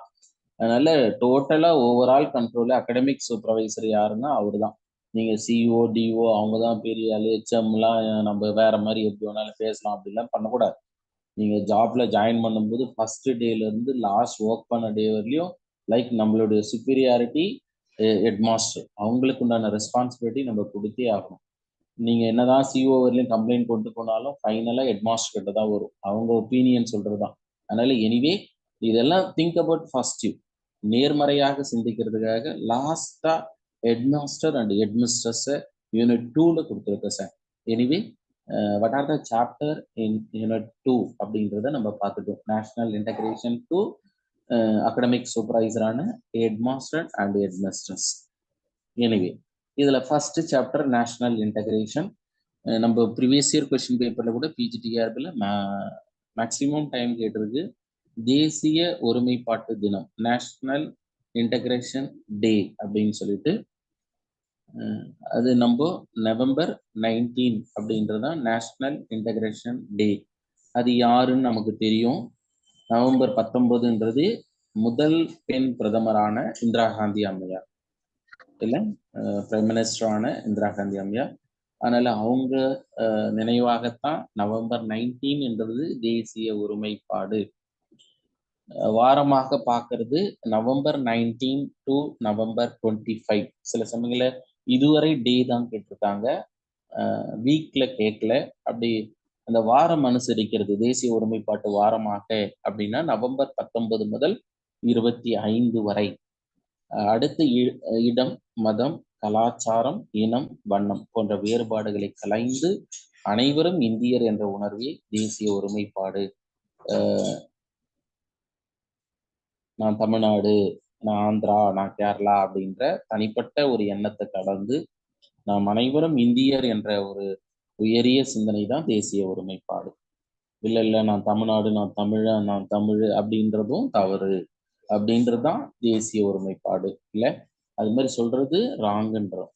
நெக்ஸ்ட் மக்கள் ஒருங்கிணைப்பே இந்தியாவில் தேசிய ஒருமைப்பாடு என்றும், இது யூனிட்டி ஆஃப் பீப்பிள், பல்வேறு மத வேறுபாடுகளை கலைந்து அனைவரும் இந்தியர் என்ற உணர்வே தேசிய ஒருமைப்பாடு. எக்ஸாம்பிள் சில சமயங்கள் எப்படி திரும்ப கேட்கலாம், the first essential thing that promotes national integration is to dash அப்படின்னு ஒரு கொஸ்டின் கேட்கறதா வச்சுக்கோ. தேசிய ஒருமைப்பாட்டினை மேம்படுத்த தேவையானவற்றை முதன்மையான ஒரு தேவை எது அப்படின்னு கேட்டாங்கன்னா என்ன ஆன்சரா நம்ம சொல்லலாம்? ஒரு மாணவரிடையே தேசிய ஒருமைப்பாட்டை வளர்க்கணும்னா முதல் ஃபர்ஸ்ட் எஃபோர்ட்டா எதை செஞ்சா மாணவர்கிட்ட வரும் அப்படின்றது அந்த கொஸ்டின்ஸ் இல்ல. அப்ப என்ன ஆன்சரா இருக்கலாம்? Integration sir. Integration, emotion, education, மத வேறுபாடுகளை களையணும். இல்ல சார், செலிப்ரேட் நேஷனல் டே. இல்ல நம்ம தேசிய நாள்கள் எது இருக்கோ அதெல்லாம் கொண்டாடணும். அப்பதான் குழந்தைக்கு நம்ம இந்தியன். இல்லை அப்படின்னா அதெல்லாம் எதுவுமே நாங்க ஸ்கூல்ல எந்த ஃபங்க்ஷனும் பண்ண மாட்டோம் சார், எங்களுக்கு நீடே என்ன அப்படின்னா கண்டென்ட் அப்படின்னு கொண்டு போனோம்னா குழந்தைகிட்ட வராது. இப்போ நம்ம நேஷனல் டேலாம் ப்ராப்பரா குழந்தைங்கிட்ட கொண்டு போகும்போது தான் அந்த குழந்தைங்களுக்கு என்ன ஆகும்னா லைக் நம்ம இந்தியன்ஸ் அப்படின்ற ஒரு உணர்வு வரும். இல்லைன்னா அந்தந்த மாநிலம் சார்ந்து இங்க அவங்க தண்ணி குடிக்கல, அவங்க இந்த தண்ணி குடிக்கல, இந்த அதுன்னு எதிர்மறையான சிந்தனைக்கு போயிடும் சார். அடுத்து டெஃபினேஷன்ல மகாத்மா காந்தி அவர் டிஃபைன் பண்ணியிருக்காரு, பல்வேறு வேறுபாடுகளை கலைந்து நாம் அனைவரும் சகோதரர்கள் என்ற உணர்வை ஏற்படுத்துறது தான் பன்னாட்டு உணர்வு, தேசிய ஒருமைப்பாடு அப்படின்றோம். அடுத்ததாக தேசிய ஒருமைப்பாடு மாநாடு அப்படின்னு கேட்டாங்கன்னா national integration conference 1961 by Jawaharlal Nehru. 1961 நினைவுக்கு வருதுங்களா? கார்லேட் பண்ண முடியும்? Very good sir. NCERT form பண்ண இயர் வந்து 1961. அப்போ நீங்க ஏற்கனவே 1961 தெரியும்ன்றதால அதோட ரிலேட் பண்ணி நீங்க கொண்டு வந்துடலாம் சார். சில சமயங்கள்ல பாத்தீங்க அப்படின்னாக்கா மத நல்லிணக்க தினம் அப்படின்னு கேட்டா ஆகஸ்ட் 20.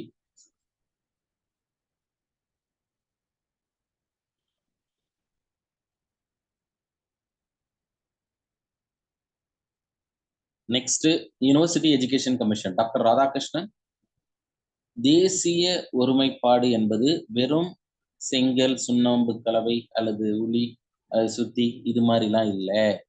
ஒன்று மனிதன் மூலமாக, 2 சிந்தனைகள் மூலமாக, 3 கல்வியின் மூலமாக. Paste on the mind, then thinking and education. அப்ப மனம், சிந்தனை, கல்வி இதை வளர்க்கிறது தான் நம்ம தேசிய ஒருமைப்பாடு அப்படின்றாரு. அதுக்கு அடுத்ததாக எமோஷனல் இன்டகிரேஷன், உணர்வு பூர்வமான ஒருமைப்பாடு.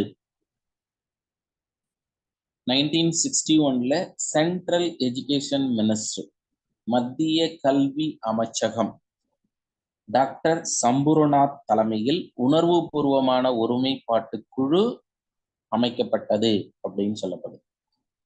இவங்க என்ன பண்ணாங்க அப்படின்னா கொஸ்டினர் பேஸ்டு, ரிசோர்ஸ் பேஸ்டுல கலெக்ட் பண்ணாங்க.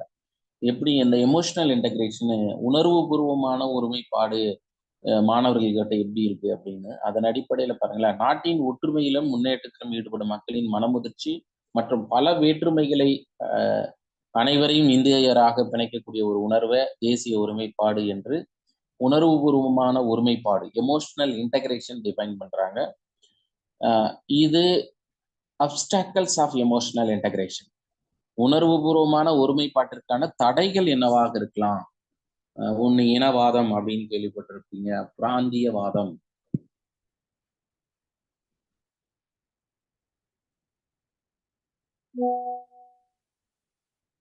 மொழி வேறுபாடுகள், சாதிய பாகுபாடு, அடுத்து பல்வேறு அரசியல் கட்சிகள், பொருளாதார ஏற்றத்தாழ்வு, நல்ல தலைமை இல்லாமை, விரக்தி அடைந்த இளைஞர்கள், எழுத்தறிவின்மை, கலாச்சார ஏற்றத்தாழ்வு, பிரிவினைவாதம், இப்படிலாம் நிறைய விஷயங்கள் இருக்கு அப்படின்றது தான் இந்த அப்ஸ்டாக்கல்ஸ் டு எமோஷனல் இன்டகிரேஷன். எப்படி இங்க கொஸ்டின்ஸ்ல இருக்கலாம் அப்படின்னாக்கா, சாதியவாதம், communalism is a major obstacle to dash அப்படின்னு கேட்பாங்க சார். அப்படி கேட்டுட்டு ஆப்ஷன் ஏவில் நேஷனல் இன்டகிரேஷன், பியில் இன்டர்நேஷ்னல் அண்டர்ஸ்டாண்டிங், டியில் ஏ அண்ட் பி, சியில் emotional integration. D sir. Emotional integration. Next value education. இதுல நம்ம இன்டர்நேஷ்னல் அண்டர்ஸ்டாண்டிங் இது மட்டும் நீங்க நோட் பண்ணீங்க சார். நம்ம நோட்ஸ்ல மிஸ் ஆயிட்டு இருக்கு. மதிப்பு கல்வி வேல்யூ எஜுகேஷன் இருக்கு.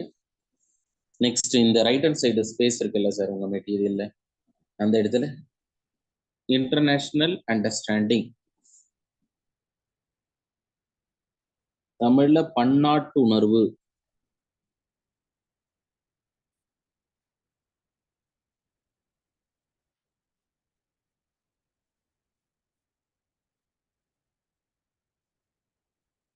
அதில் ரிலேட்டடு கமிட்டி தான்.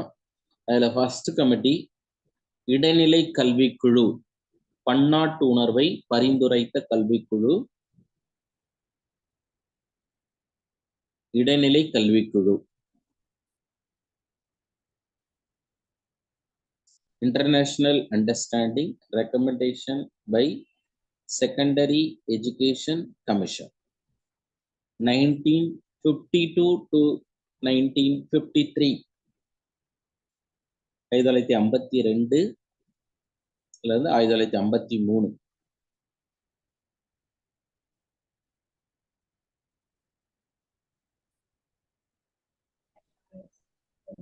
Second, international understanding related UNESCO conference, UNESCO மாநாடு 1974.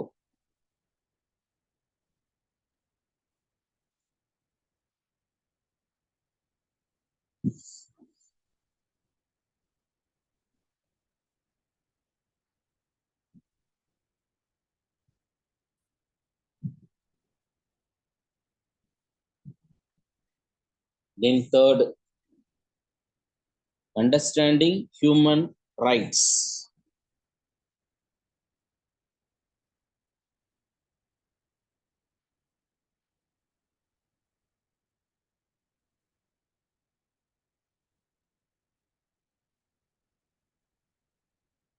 மனித உரிமைகளை புரிந்து கொள்ளுதல்.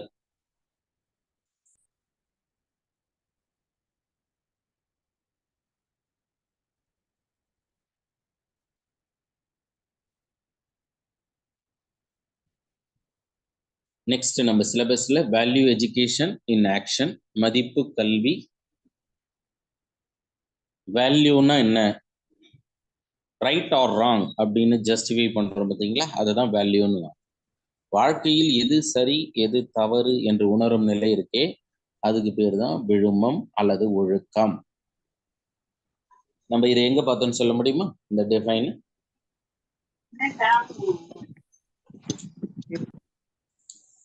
Third chapter sir. Third chapter. இப்போ சொல்றீங்களா யூனிட் 2ல? நான் கேக்குறது சைக்காலஜில. சைக்காலஜில பார்த்தோம்ல, குமரப்பருவத்துல இது சரி இது moral developmentல பார்த்தோம் sir. Good sir. moral development according to Goldberg. Goldberg தான் டிஃபைன் பண்ணுவாரு சார், சரிங்களா? கோல்பர்க் moral development, ஒழுக்க வளர்ச்சி. கோல்பர்க்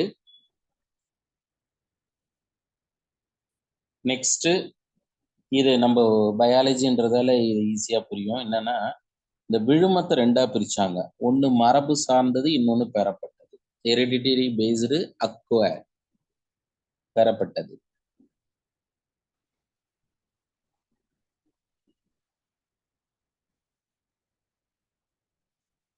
ஒரு டைம் என்ன கேட்டாங்க அப்படின்னா CBSE sir, central board of secondary education, last பாயிண்டா இருக்கு பார்த்தீங்களா, எத்தனை வகையான விழுமங்கள் குறிப்பிட்டாங்க அப்படின்னு கேட்டிருந்தாங்க. 50 sir, 50.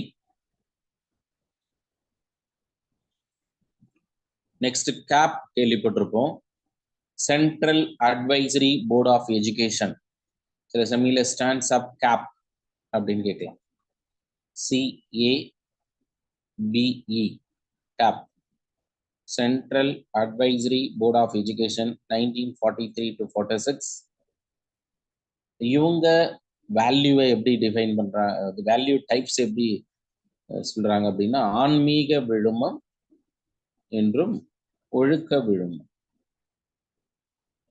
Spiritual value, discipline value.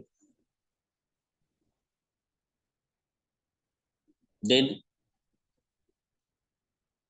1964 to 66 Indian Education Commission or Kothari Education Commission. Humanism, மனித நேயம் பேஸ்ல moral value, social value, spiritual value. நீங்க ஓல்டு புக்ஸ் வச்சிருந்தீங்கன்னா அதுல இருக்காது சார். இது நீங்க பேஜ் நம்பர்னு தேட வேண்டாம், நியூ மெட்டீரியல் வாங்கினவங்களுக்கு மட்டும்தான் இருக்கும் சார். ஓல்டு மெட்டீரியல் வச்சுட்டு இருக்கிறவங்கள இருக்காது. ஒழுக்க மதிப்பு, சமூக மதிப்பு, ஆன்மீக மதிப்பு அப்படின்னு 3 வகையா. மனித நேயம். தென் யுனெஸ்கோ 1972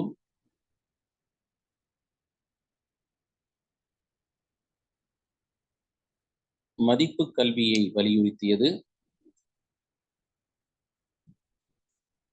நேஷனல் எஜுகேஷன் பாலிசி 1986, தேசிய கல்விக் கொள்கை 1986.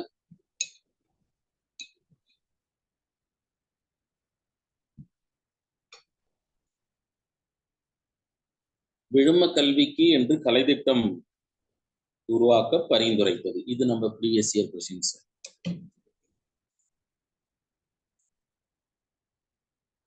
அதே மாதிரி ப்ரீவியஸ் இயர் கொஸ்டின் பேப்பர்ல சிபிஎஸ்இ 50 வகையான வகுப்பறை விழுமத்தை குறிப்பிட்டது அப்படின்னு. அடுத்து இதை பத்தி டீட்டெயிலாகவே உங்களுக்கு தெரியும்.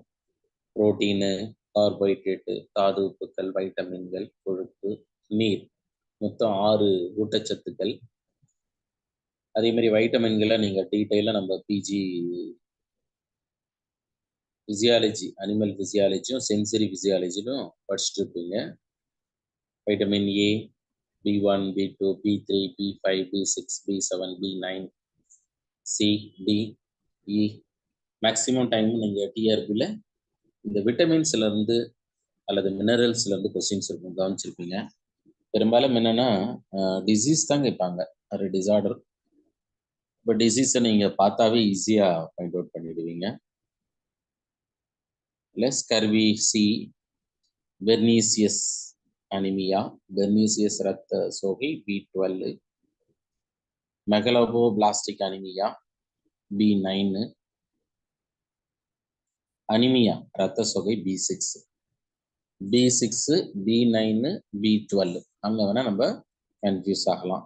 இல்லைன்னா நம்ம எஜுகேஷனோட ரிலேட் ஆன நியாசின், பெல்லகரா. பெல்லகரான்றது லீட்ஸ் டு அம்னீஷியா, நமக்கு மறத்தல் சார்ந்த விஷயத்தை கொண்டு போகும். ஏன் புவேந்திரா?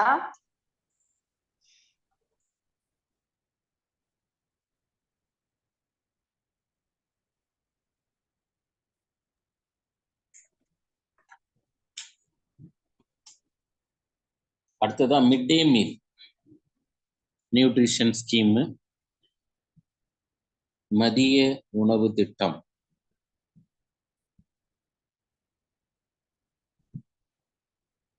பள்ளி குழந்தைகளின் ஊட்டச்சத்து நிலையை மேம்படுத்துவதற்காக வடிவமைக்கப்பட்ட இந்திய அரசு திட்டம். அரசு மற்றும் அரசு உதவி பெறும் பள்ளிகளில் உள்ள குழந்தைகளுக்கு வேலை நாட்களில் இலவச மதிய உணவை வழங்கக்கூடியதை சொன்னது அப்படின்னா நமக்கு தெரியும்.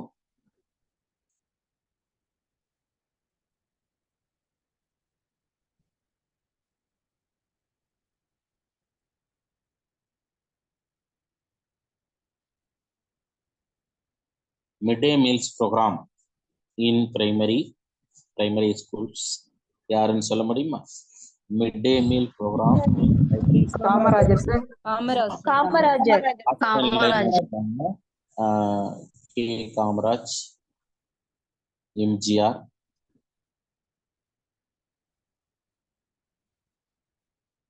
கலைஞர் கருணாநிதி அப்படின்னு டில ஆல்தாபோ அப்படின்னு கொடுக்கலாம். சில பேர் ஆல்தாபோவை சூஸ் பண்ணலாம். ஆனா கரெக்டான சூஸிங் என்ன சார்னா காமராஜ் தான் சார்.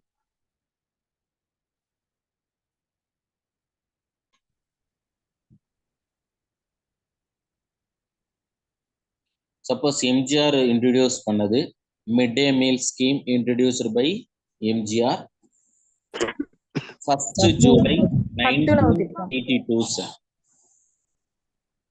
1st July 1982 1982 ஆண்டு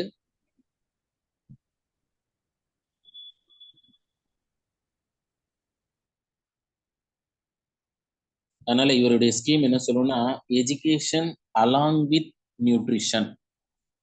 அதுதான் சத்துணவு திட்டம், மதிய உணவு திட்டம், சத்து உணவு திட்டம், mid day meals.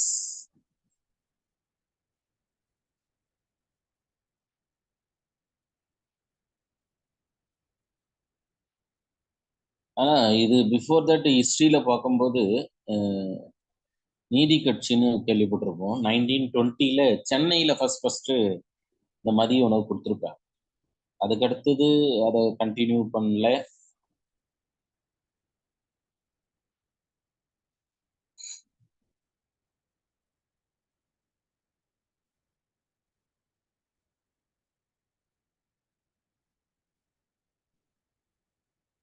Education along with nutrition, கல்வியோடு இணைந்த ஊட்டச்சத்து அப்படின்னு எடுத்துக்கலாம். இல்ல ஊட்டச்சத்தோடு இணைந்த கல்வி. ஊட்டச்சத்தோடு இணைந்த கல்வி சொன்னது காமராஜருங்களா சார்? இல்ல சார், எம்ஜிஆர். மதிய உணவு திட்டம் அப்படின்னா தான் sir Kamaraj. Thank you sir. First அவர் இன்ட்ரடியூஸ் பண்ணது Chennai. Good evening sir. Excuse me sir. சொல்லுங்க சார். சார் இந்த ஃபர்ஸ்ட் 1923 சென்னை மாநகராட்சி தான் வந்து கொடுத்துருக்குள்ள ஃபர்ஸ்ட் பாயிண்ட் இருக்கு சார். அதை நம்ம நீதி கட்சின்னு எடுத்துக்கலாமா சார், இல்ல அதுக்கு முன்னாடியே அதுக்கப்புறம் சென்னை மாநகராட்சியா சார்? அதான் நம்ம என்னன்னாக்கா 1920 அந்த ஹிஸ்டரியில போவாங்களான்னு தெரியல. ஆனா இதுவரை நமக்கு வந்து காமராஜர் மட்டும்தான் கேட்டிருக்காங்க. அடுத்து எம்ஜிஆர் கேட்டுட்டாங்க. ஆனா இந்த 1920 நீதி கட்சி சென்னையில வந்து 1000 விளக்கு பகுதியில பள்ளியில வந்து மதிய உணவு திட்டத்தை உருவாக்குனாங்க அப்படின்னு ஒரு ஹிஸ்டரி இருக்கு தமிழக வரலாறுல. நீங்க யூனிட் 3ல சார் ஜிகே நடத்தும் போது நீங்க பார்த்துருப்பீங்க. அதே மாதிரி ஃபர்ஸ்ட் 1956ல யூஸ்வலா காமராஜர் வந்து 1962-63 சில சமயங்களில் இனிஷியேட் பண்ணது வந்து 1956ல எட்டயபுரத்துல தான் ஃபர்ஸ்ட் பண்ணாரு. அது ஒரு கான்ட்ரவர்சி இருக்கு சார். இதை பொறுத்தவரை நம்ம கொஸ்டின் பேப்பர்ல ஆப்ஷன் எப்படி கொடுக்குறாங்களோ அதை நம்ம சூஸ் பண்ண வேண்டிய ஒரு கட்டாயத்துல இருக்கிறோம். நீங்க மதிய உணவு திட்டம் காமராசர்ன்றதோ இல்லை அப்படின்னாக்கா அந்த எஜுகேஷன் அலாங் வித் நியூட்ரிஷன் ஊட்டச்சத்து மதிய உணவுல ஊட்டச்சத்து திட்டம் அப்படின்றது எம்ஜிஆர். ஆனா எம்ஜிஆர் தென் காமராசர் இது ரெண்டும் வந்து ஆத்தென்டிக்கா இருக்கு, நோ ப்ராப்ளம். 62-63ல காமராசர் என்ன பண்ணாருனாக்கா மதிய உணவு திட்டத்தை கொண்டு வந்தாரு. இன்ட்ரோடியூஸ் சார் அந்த பண்ணார். இயர் சொல்லுங்க சார். 1963ங்களா? 1962 to 63 sir. 1962 63. தேங்க்யூ.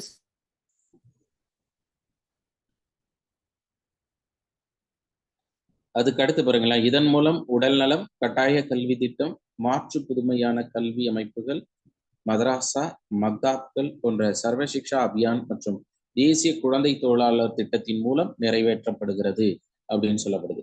யூஸ்வலா SSCA 2001 சர்வ சிக்ஷா அபியான் அனைவருக்குமான துவக்க கல்வி 2001 கொண்டு வராங்க. அப்பதான் என்ன பண்ணாங்க அப்படின்னாக்கா அதை எக்ஸ்டெண்ட் பண்றாங்க. கவர்மெண்ட் ஸ்கூல்ல, எய்டட் ஸ்கூல்ல இருந்து நெக்ஸ்ட் மதராசா மக்தாப்கள் அப்படின்னா என்னன்னு தெரியுதா? மதராசா மக்தாப்ன்றது முஸ்லிம் ஸ்கூல்ஸ் முஸ்லிமோட பள்ளி அந்தந்த தொழுகை நடைபெறக்கூடிய மசூதிகள்ல ஆரம்ப கல்வியை வந்து உருவாக்குனது தான் மதராசா. மக்தாப்ன்றது உயர்கல்வி. சரிங்களா? அதனால அங்கேயும் எக்ஸ்டெண்ட் பண்ணாங்க. இது மட்டும் இல்லாம என்ன பண்ணாங்கன்னா SSCA ஸ்கீம் ஆனது தேசிய குழந்தை தொழிலாளர் திட்டம். பெரும்பாலும் ஃபர்ஸ்ட் இனிஷியேட் பண்ணும்போது காஞ்சிபுரம் மாவட்டம் அங்க வந்து குழந்தை தொழிலாளர்கள் செங்கல் வேலை செய்யறது தொழில ஈடுபட்டு இருந்தாங்க. அப்பதான் இந்த தேசிய குழந்தை தொழிலாளர் திட்டத்தின் கீழ் SSCA லீட் டு அந்த மிட்டே அந்த குழந்தைங்களுக்கும் வழங்கணும் அப்படின்றது. தென் நம்ம எஜுகேஷன் டிபார்ட்மெண்ட்ல வந்து டீவியேஷன் ஆகி நம்ம ICDS, நீங்க மதிய உணவு திட்டம் அப்படின்னு சொல்லும்போது நம்ம பள்ளி கல்வித்துறை அல்லது இது கல்வித்துறையோடு தொடர்பா அப்படின்னா கிடையாது சார். சோசியல் வெல்ஃபேர் டிபார்ட்மெண்ட் கேள்விப்பட்டிருக்கோம். சமூக நலத்துறை, அந்த சமூக நலத்துறையின் கீழே நீங்க லைக் அங்கன்வாடின்னு கேள்விப்பட்டிருக்கீங்க. அங்கன்வாடி, பால்வாடி. அதுக்கடுத்தது இந்த மதிய உணவு திட்டத்துல from 6th to 10th high school நீங்க கேள்விப்பட்டிருக்கீங்க. ஹையர் செகண்டரியில 6ஆம் வகுப்புல இருந்து 10ஆம் வகுப்பு. இங்க வந்து ஆர்கனைசர்னுவாங்க, இந்த அமைப்பாளர் அப்படின்னு சொல்லிட்டு. அமைப்பாளர் அதுக்கு அடுத்தது ICDS. இந்த 2 விங் இருக்கு. ICDS சில சமயங்கள ஸ்டாண்ட்ஸ் ஆஃப் ICDS நம்ம ப்ரீவியஸ் இயர் கொஸ்டின்ஸ்ல ICDS விரிவாக்கம் கேட்டிருக்காங்க. Integrated child development service.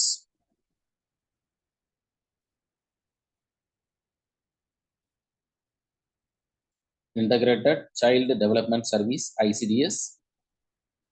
குழந்தைகளுக்கு கூடுதல் ஊட்டச்சத்து, நோய் தடுப்பு மற்றும் முன் பள்ளி கல்விக்கான சேவை. சப்ளிமெண்டரி நியூட்ரிஷன், இம்யூனைசேஷன், இந்த வேக்சினேஷன் சொல்றோம்ல, வேக்சினேஷன் லைக் இப்போ நம்ம மேஜர்ல நீங்க போலியோல ஸ்டார்ட் ஆகி ட்ரிபிள் வேக்சின் வரை படிச்சுட்டு இருப்பீங்க.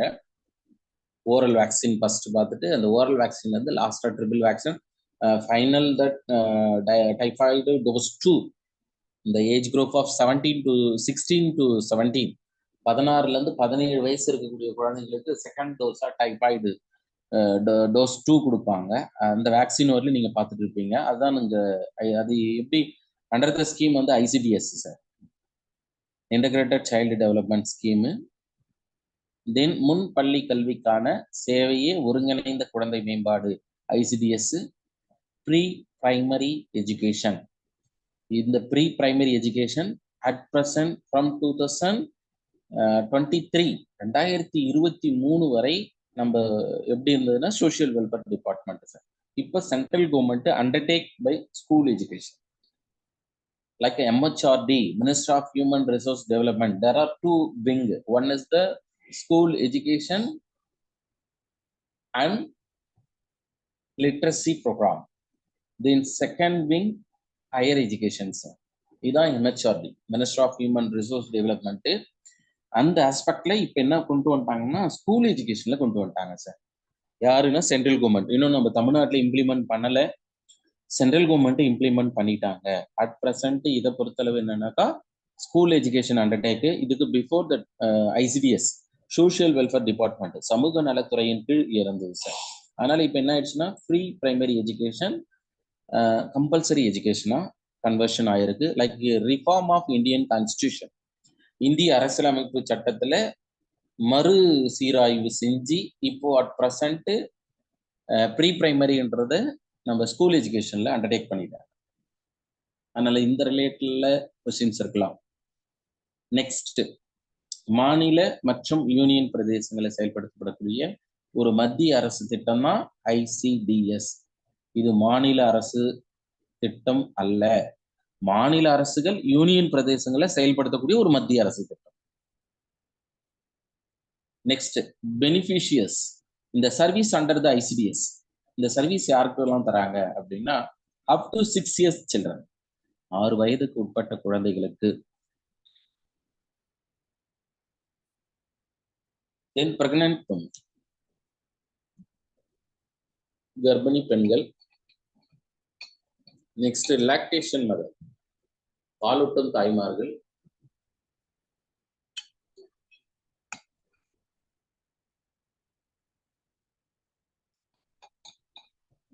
என்னுடைய சேவையாக சப்ளிமெண்டரி நியூட்ரிஷன், கூடுதல் ஊட்டச்சத்து அல்லது இணை ஊட்டச்சத்து.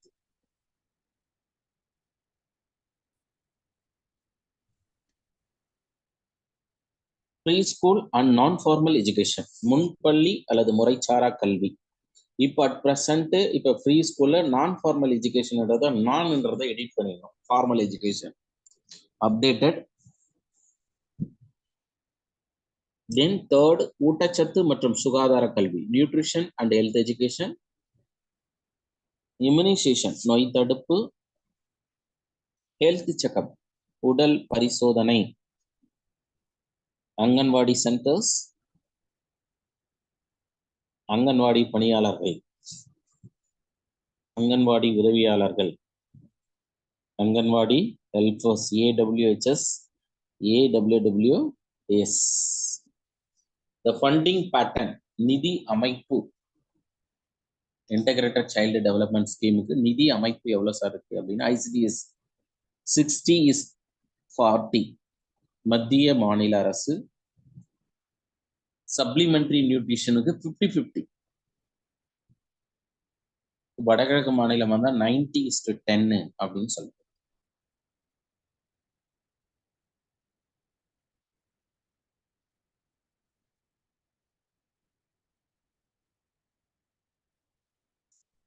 வேர்ல்ட் ஹெல்த் ஆர்கனைசேஷன், WHO, உலக சுகாதார அமைப்பு. சில சமயம் ரொம்ப சிம்பிளா ஸ்டாண்ட்ஸ் ஆஃப் WHO அப்படின்னு கேட்கலாம். Stands of WHO, World Health Organisation, உலக சுகாதார அமைப்பு. இத சர்வதேச பொது நலத்துடன் தொடர்புடைய ஐக்கிய நாடுகள் சபை சிறப்பு நிறுவனம் அப்படின்னு சொல்லுவோம். இது எப்ப சார் எஸ்டாப்ளிஷ்டு ஹியர்? 7/4/1948 தொடங்கப்பட்ட ஆண்டு April 7, 1948. ஹெட்குவார்ட்டர்ஸ், தலைமையிடம் Geneva. Name of the country Switzerland. Switzerland.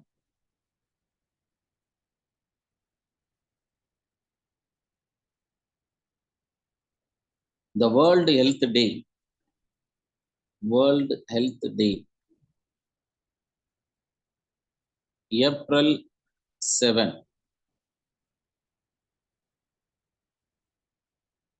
April 7. நம்ம நேரம் கருதி முடிச்சுக்குவோம். நெக்ஸ்ட் சாப்டர் இருக்கக்கூடிய விமன்ஸ் எஜுகேஷன், பெண் கல்வி. கட்டாயம் ஒரு வினா வரும் சார். இப்போ நம்ம ஏற்கனவே கம்பல்சரி கொஸ்டின்ஸ் அப்படின்னு சாப்டர் எதை பார்த்துருக்கோம் அப்படின்னா, இங்கே நம்ம பார்த்துட்டே வரும்போது கவனிச்சிருப்பீங்க, national international value nutrition education. இதுவரை கம்பல்சரி ஒரு கொஸ்டின்ஸ். நெக்ஸ்ட் கொஸ்டின்ஸ் இந்த செகண்ட் யூனிட்ல விமன்ஸ் எஜுகேஷன். இது அடுத்த இணைய வழி வகுப்புல பார்ப்போம் sir. Thank you sir. Okay, thank you. Thank you sir. Thank you sir. Thank you sir. Thank you sir. Thank you sir. Thank you sir. Thank you sir.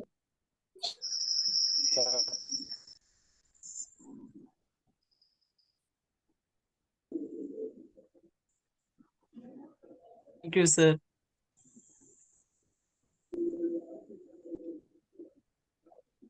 Thank you, sir. Thank you. Welcome. Thank you, sir.